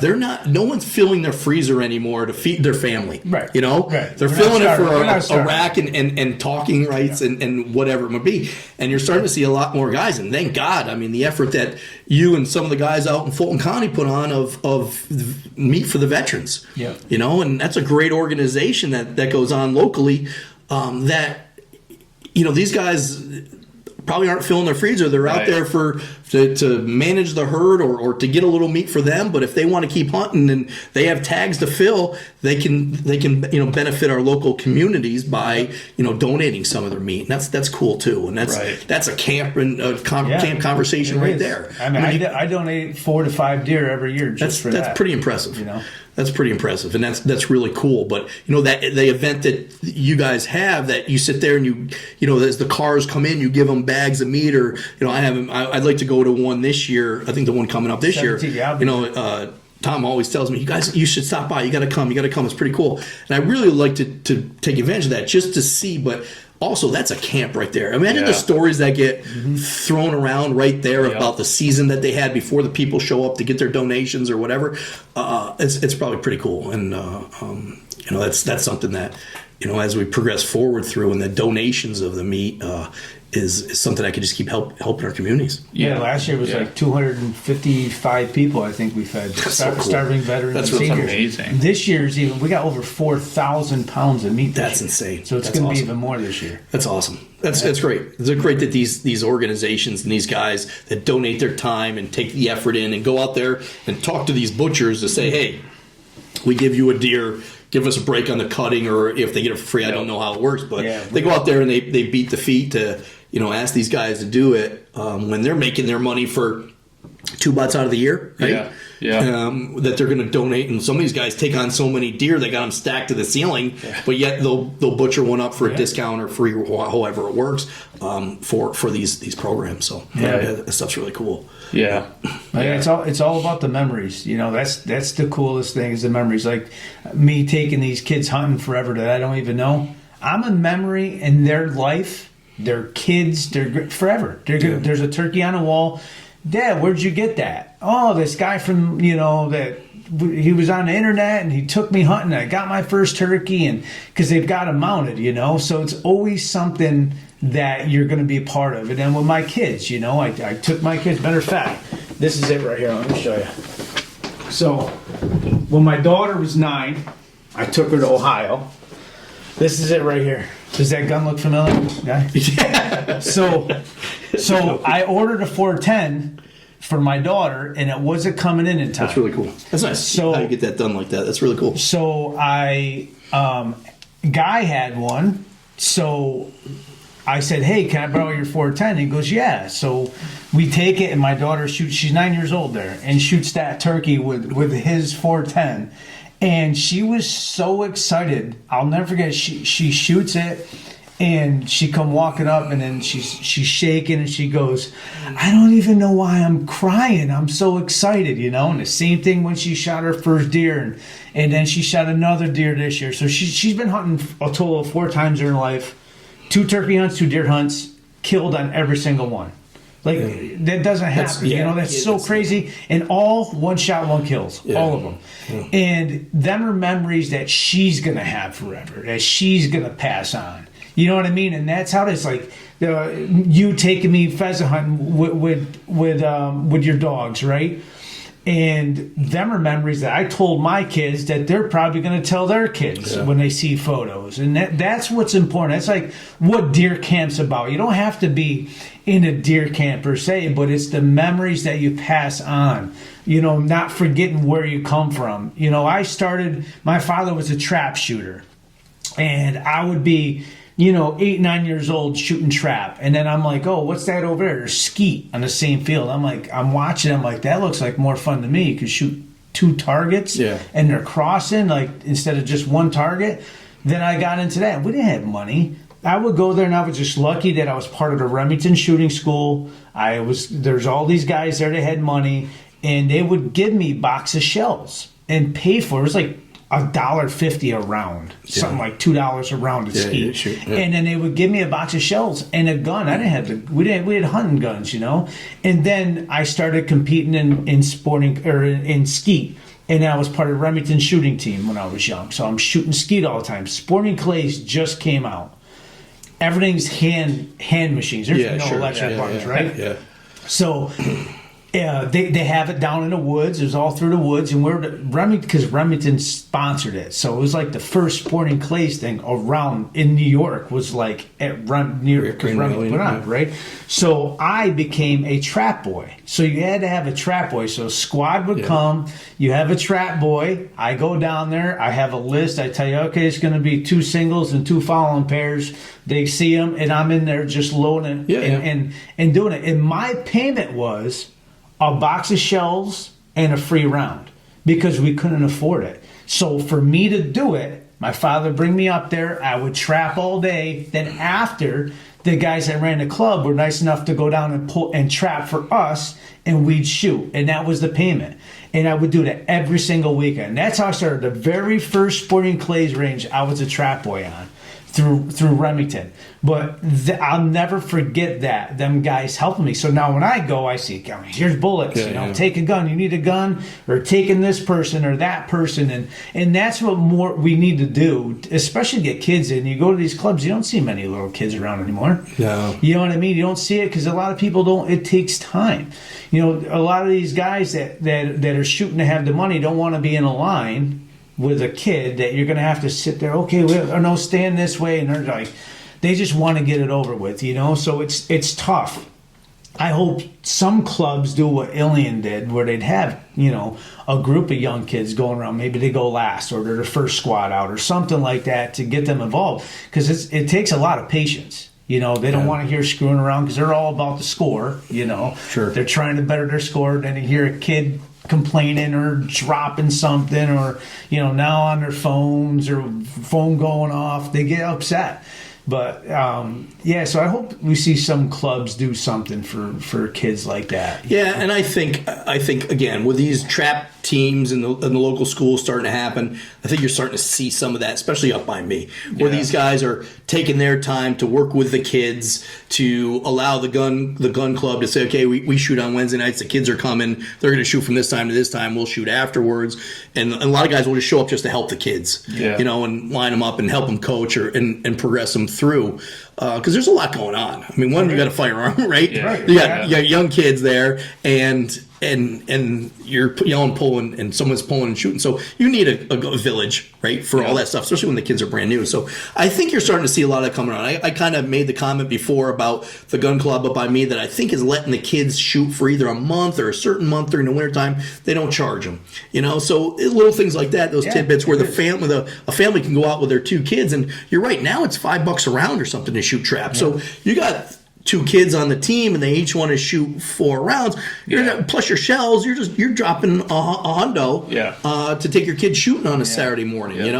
So I think anything like that can help, and people could take advantage of it. And I think with these localized teams, you're starting to see a lot of these crews that change up a little bit. And you're right. There's always going to be those sticking ones. I remember a kid telling me a story. He went to a gun club. All he had was a semi-automatic, right? And he was shooting trap and is throwing shells at the person next to him. The person next to him was just sticking in the mud, and they weren't hitting the person, but they were bouncing in front of him. And you're screwing up my timing. Really, it's a kid. That's what his parents had to let him use, or that's what he had to get there. Yeah. I'm glad I wasn't there, because I don't have the mouth to keep it shut sometimes. But when the kid told me that, I'm like, what?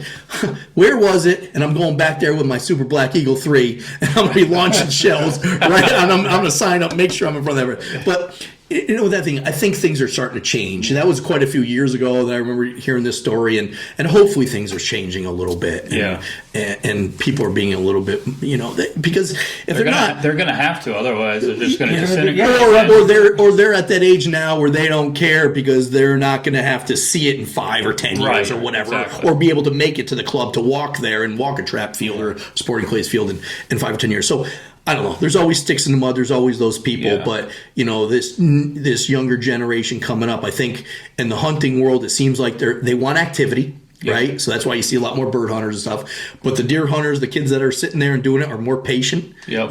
They're utilizing the technology that you guys use with cell cameras and Onyx and patterns and movements. They're learning it from YouTube and some of these shows that are on there that actually, these people like, you guys know the Seek Ones, the hunting publics. Yeah. You watch these kids. It's not only a kid, going out and hunting, or the guys going out and hunting as a group together or singly and in different states. It's almost an education every time where they. I don't know. You guys probably know how to do it, where they show you Onyx maps and they actually show you the deer do this. I got Onyx. I don't know how to do that. Right. Right. Where's my tree stand? Right. I know how to get there in the dark. Right. That's about all I can do with Onyx. Yeah. And I can. The wind's blowing this way. I probably shouldn't sit in that stand. I'll try another stand. But that's a whole education that these younger generation can figure out. Yeah. What a valuable tool to utilize to be able to shoot the bigger ones when they're after. Because the bigger ones are the smarter ones. Yeah. So, it's pretty cool. I mean, they Onyx, they use it for duck hunting. The wind's blowing, so the geese are going to come in, or they're going to fly in this way to break to the wind. It's really, really cool. The technology for fishing. Sure. There's streams up here. I go and catch 20+ inch browns because once Onyx came out, I'm like, let me see on Onyx the stream, and I'm looking. I see where everybody parks, and I see these parts of the stream that I'm like, nobody's walking out there. And I would go walk by all these people all the way around, going through these farmers' fields to this whole section and just pull out browns. Yeah. And it was from Onyx. Yeah. It was during COVID when you couldn't do shit. Yeah. I'm like, because I used to be a big trout fish, for fishing. I'd never fished around here for trout. First time going out, hammering them. Yeah, that's cool. Yeah, I mean, again, the technology and the resources that you guys have the time and the patience to utilize and to figure out. I mean, what a great tool, and just to make you a better woodsman, and why not use tech? We're using it on everything else. Yeah, as cars increases in technology, we're taking advantage of it. And people say, it's not really hunting anymore. Well, bull crap, it's not hunting. It's using the tools style. That's you're not out there with a spear trying to get these things or a stick and string you made out back. You got a freaking 30-06 with a scope on it this big. Don't tell me that you haven't taken advantage of technology. Right. So, to each his own. Get out there and whatever you enjoy to do, whether it's the crossbow, the shotgun, the bow, whatever it might be. And there's so many, like we said before, there's so many different avenues in the outdoors, woods, and where your passion can lie. But to have a respect for all of them is pretty important. Yeah. It's the one sport you can do where there's an avenue for everybody.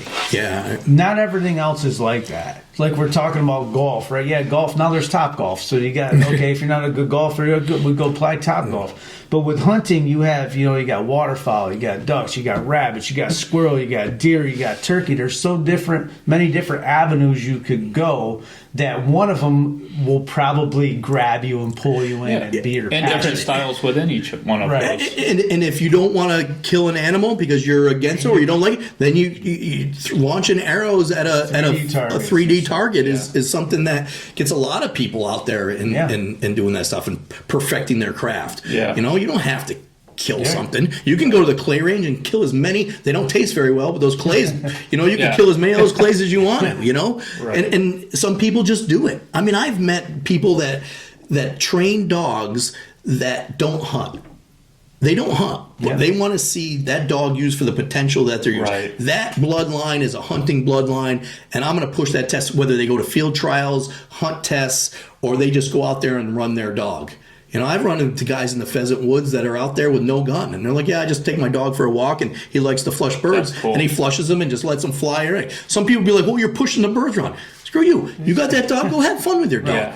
Yeah. You know? Yeah. I've seen guys with floppy ear things dragging on the ground, these little hound things that, you know, their legs are this goddamn long and they're pushing them through the brush and they'll just, I don't know if they know what a pheasant smells like, but they roll through the brush so well, they'll push them up and the guy's having fun. Yeah. You know, and he's got a little single shot or a Benelli. It doesn't matter. You know, they're out there having fun. So, you know, it's there's an avenue for everybody and there's, it's nice to get outside and breathe some fresh air and do it. Yeah, it's about the experience at the end of the day and setting expectations too. I mean, going back to like the hunting public and like Seek One and stuff like that, what I absolutely love about those guys is they're showing just as much, you know, of their I don't want to say downfalls, but their failures as they are their successes. So it's a lot more realistic and relatable for a lot of people. And I think especially new hunters, they should gravitate more towards watching that as opposed to, you know,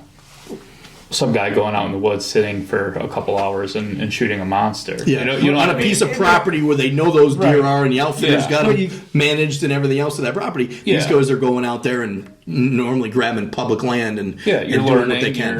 But you got to understand too, they're two different things. One is a career, right? So them guys that are killing them there, that's their job. That's their everything. That's produced by companies and they you know, it's a TV show. Everything else is YouTube. So that is they could show you that they didn't kill anything. No production company is going to pay you money not killing something, and it's got to be big. And I understand where, you know, Mike Waddell and Lee and Tiffany and all them, why they got to kill these big deer because there's a whole. They have to produce these. They have a contract. This is what we're going to do. Where it's when we look at hunting public and all them, we can relate to it more because you're seeing the whole thing. They have failures too, but they can't air them. Yeah, you know what I mean. They only got to air. They have to air the success, but they have the same everything going on that we have. You know what I mean? And I get that because I just hate when you get the people that are, you know, public land hunting think that like Mike Waddell or Lee and Tiffany can't go on public land and kill a deer. Like, trust me, they'll kill it better than you will. Yeah.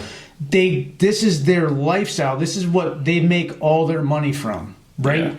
Yeah. All the sponsors. You think they're going to sponsor or call companies going to sponsor you killing spike horns? Yeah, no, right. So that's where their money comes. That's their livelihood, and it's so. But you get a lot of people that hate them because they're like, "Oh, come over to this public land, see if you can." Well, they all started with it. They all started the way we did. Yeah, they've killed deer on it. And the other thing too is without those guys. The guys on YouTube wouldn't be anything, right? That gave the avenue for these guys to start up a YouTube channel with a cell phone on record and start walking through the woods and create that.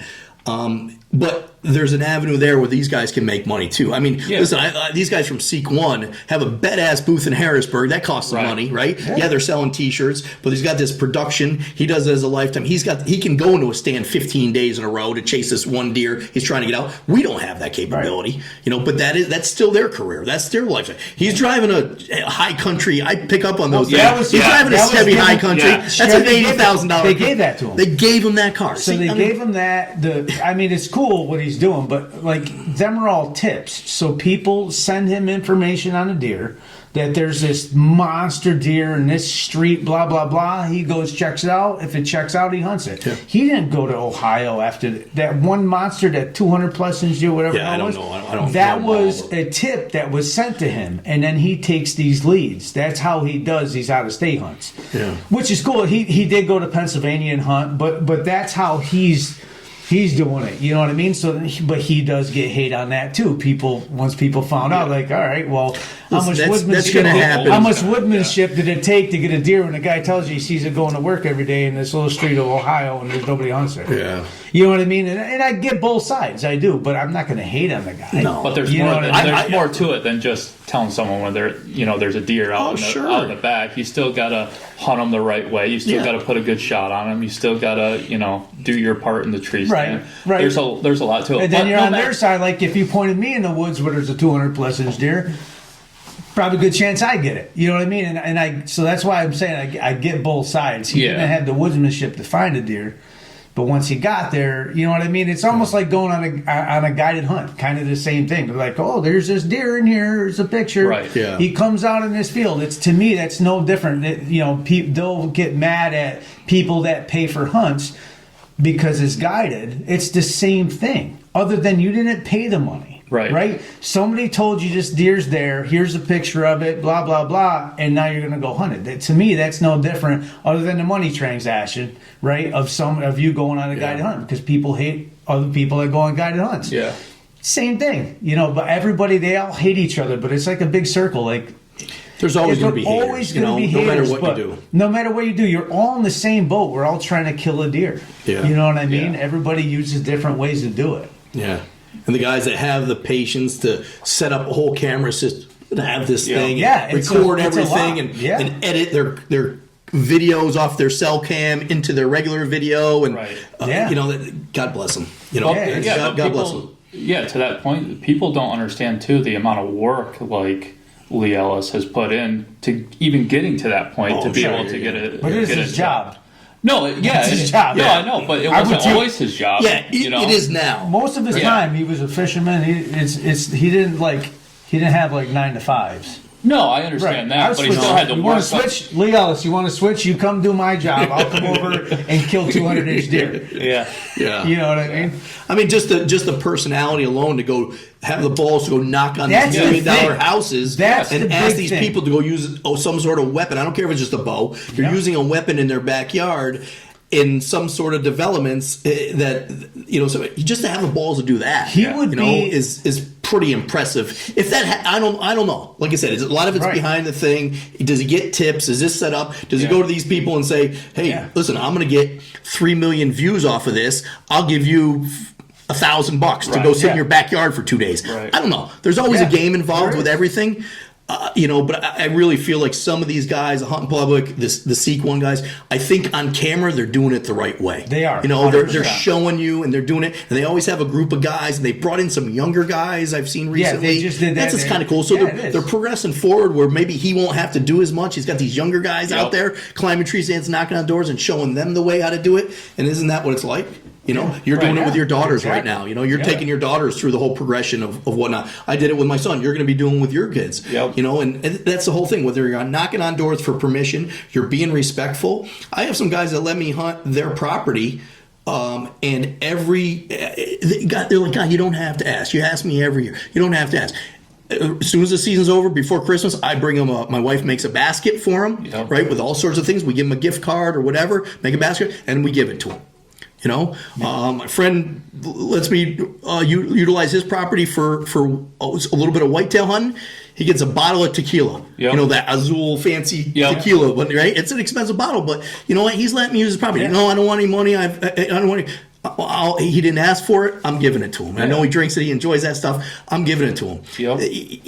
That whole progression of things of being respectful and showing people your appreciation of letting us utilize your property is all part of that growing period of showing respect, but you had to ask first. Yeah. They said okay. They took a chance on you. Yep. You know, maybe they've known you a little bit. They knew you, but they don't know you as a sportsman. You're going to go out there and start blasting shit illegally, or you know, doing whatever, or causing a ruckus, or piss off the neighbors, or whatever. You know, it's. You know, they'll give you the permission. They're taking a chance on you that you're going to do the right thing by them, and you got to do the right thing as well by saying thank you very much. And every time I give them those, guys, you don't have to do this. Listen, we appreciate it as a family. You, and myself, my wife, and my friend Brian, or whatever. Here it is. You know, thank you very much. We just want to say thank you. And they're taking that experience and telling other people about it too. So it just hopefully not. Then I'll have more people giving them back.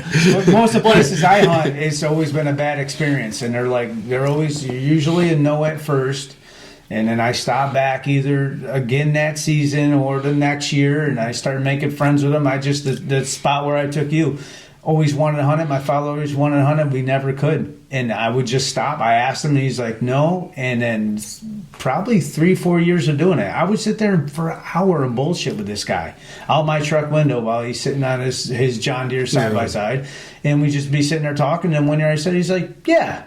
And now I'm like, it's cool. The caretaker of the property, and I do whatever I want there. And I'm the only one. Like, I call the shots. Yeah, that's cool. But it was from all these hours of sitting there talking to this guy. And you were there, right? Yeah. It's the guy could talk, and he spits. And it's crazy, right? The guy's like, great guy. Yeah. Out there. I could see why a lot of people talked in front of him. Like, I don't want to. You know, there were guys that hunt it, and they would never talk to him other than like, can I hunt here? Yeah, and they'd leave. Well, I would stop, and I'd go inside, and there's an hour in my day sitting there listening to the craziest things, and then I go, and then they email. They don't really call. They don't have cell phones. They email. You know, his sister would email me. I email him back. I just emailed him the other day. But that's how you get these spots, you know. But they had bad experiences. Other people leaving garbage, driving in the field, dead deer left. You know what I mean? So it's hard to get back over that boundary with some people. Yeah. It's a lot. And that's happened as far as the pheasant release sites, that, you know, we've had a lot more release sites, but we've lost them. Some of the farms have sold, right? And the new owners just know, they know they don't want it. Okay, that's your prerogative. But we've also had farmers that my barn got shot. You know, the bird flushed right in my barn, and you shot the bird. Now I got holes in my, pellet dings in my roof. They don't want that. They don't want here raining stuff on them. You're too close to the house. If a bird is flushing close, let it go. Right. You know, have respect. But no, these guys will blast away at it or whatever it is. And unfortunately, that stuff has happened, and we've lost a lot of release sites because of it in the same avenue. So, you know, all these folks that open up their land, if it's just you privately or to a group of people, or these farmers that allow the release, and once you allow the release, everybody's welcome. Yeah. You know, they can put a limit of how many cars are in the parking area if they put an asterisk where the parking area is and stuff like that. But primarily they don't. And you know what? Everybody and their brother can show up, and some are great, and some are super disrespectful, and there's some in between, I'm sure too. But these people that open up their property, we can't thank them enough, and appreciate what they do, and hopefully we can be respectful to them and hang on to them for a long time. Yeah. So what's this hat, guy? What are we doing with this? So this year in 24, we had a supporter of ours, not only a supporter of Pheasants Forever, but a supporter of some of the hunts that we put on, specifically the veteran hunt that we put on, pass away. He had a little bout with a sickness. His name was Tracy Craig, and he finally lost his life to the sickness, lost the battle. Good guy, good supporter of ours, of an outdoorsman through and through. He's hunted all over the country for birds and big game, and local business owner of TC Flooring, and his family was so generous. In lieu of flowers, they wanted money donated to Pheasants Forever, and we would do the right thing by it. And they trusted us to do the right thing by it and utilize the money for something that Tracy would really approve. So with the money that was brought in and the donations, we had these hats made for our veterans hunts this year. So every veteran got a hat with the leather embroidery on it, Pheasants Forever, in memory of Tracy Craig. I don't know where your camera is, but you can put it up to the camera. So I brought a hat for you guys to however you want to do it, new subscribers, whoever likes this video, you guys play it how you want to do it. Again, you guys are the technology guys, and I wouldn't even know how to find out who liked it or whatnot. But, if you guys want to do something for a giveaway, the only thing I say is when we had these hats made, we didn't do them in a camo or anything. We did them in a hat that you can wear every day. And not that you have to wear it every day, but wear it proud. He was a good guy. His family entrusted us with doing the right thing, and I feel like we did do the right thing by sponsoring, utilizing him, giving him the hats to veterans this year, and also recognizing him in his memory as to a hunt that he's always been a part of. He always had his dog there, and he was always a big voice and a big presence at these things, joking, laughing, and speaking up. So Tracy was a good dude. Again, we had these hats made. I had some left over, so I thought maybe I'll bring one to you guys, and you guys can do maybe I don't know if it's your first giveaway, but it's the first one.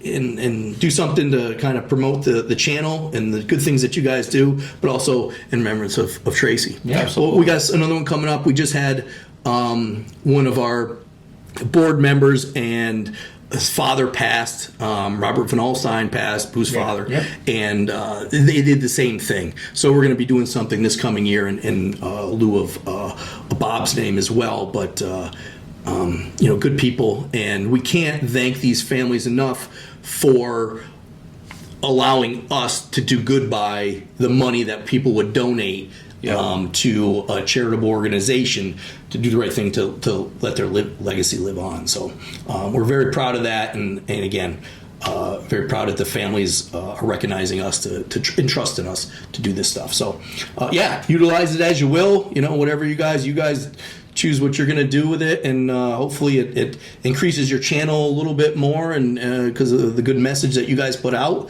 builds up some subscribers and some likes, and look forward to keep watching you guys. It's my Monday routine: hit the gym, come home from work, hit the gym.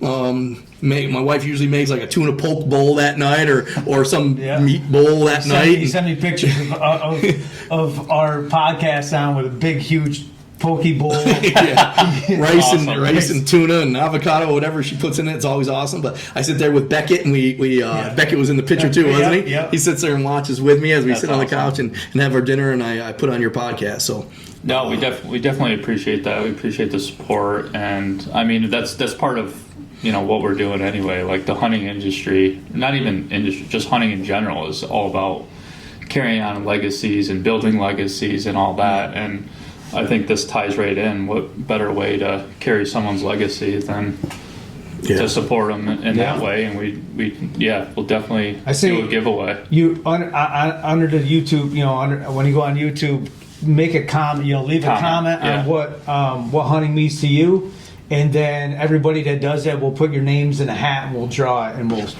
we'll send you this. We'll message you and get your address and send you the hat. yeah, Absolutely. That's cool. Absolutely. I appreciate it, Guy. I appreciate Absolutely. more than the hunting is the friendship that we've had over the years, and appreciate everything you do for not just for me and my family, and for everybody that you come in contact with. You're a very infectious person. You are.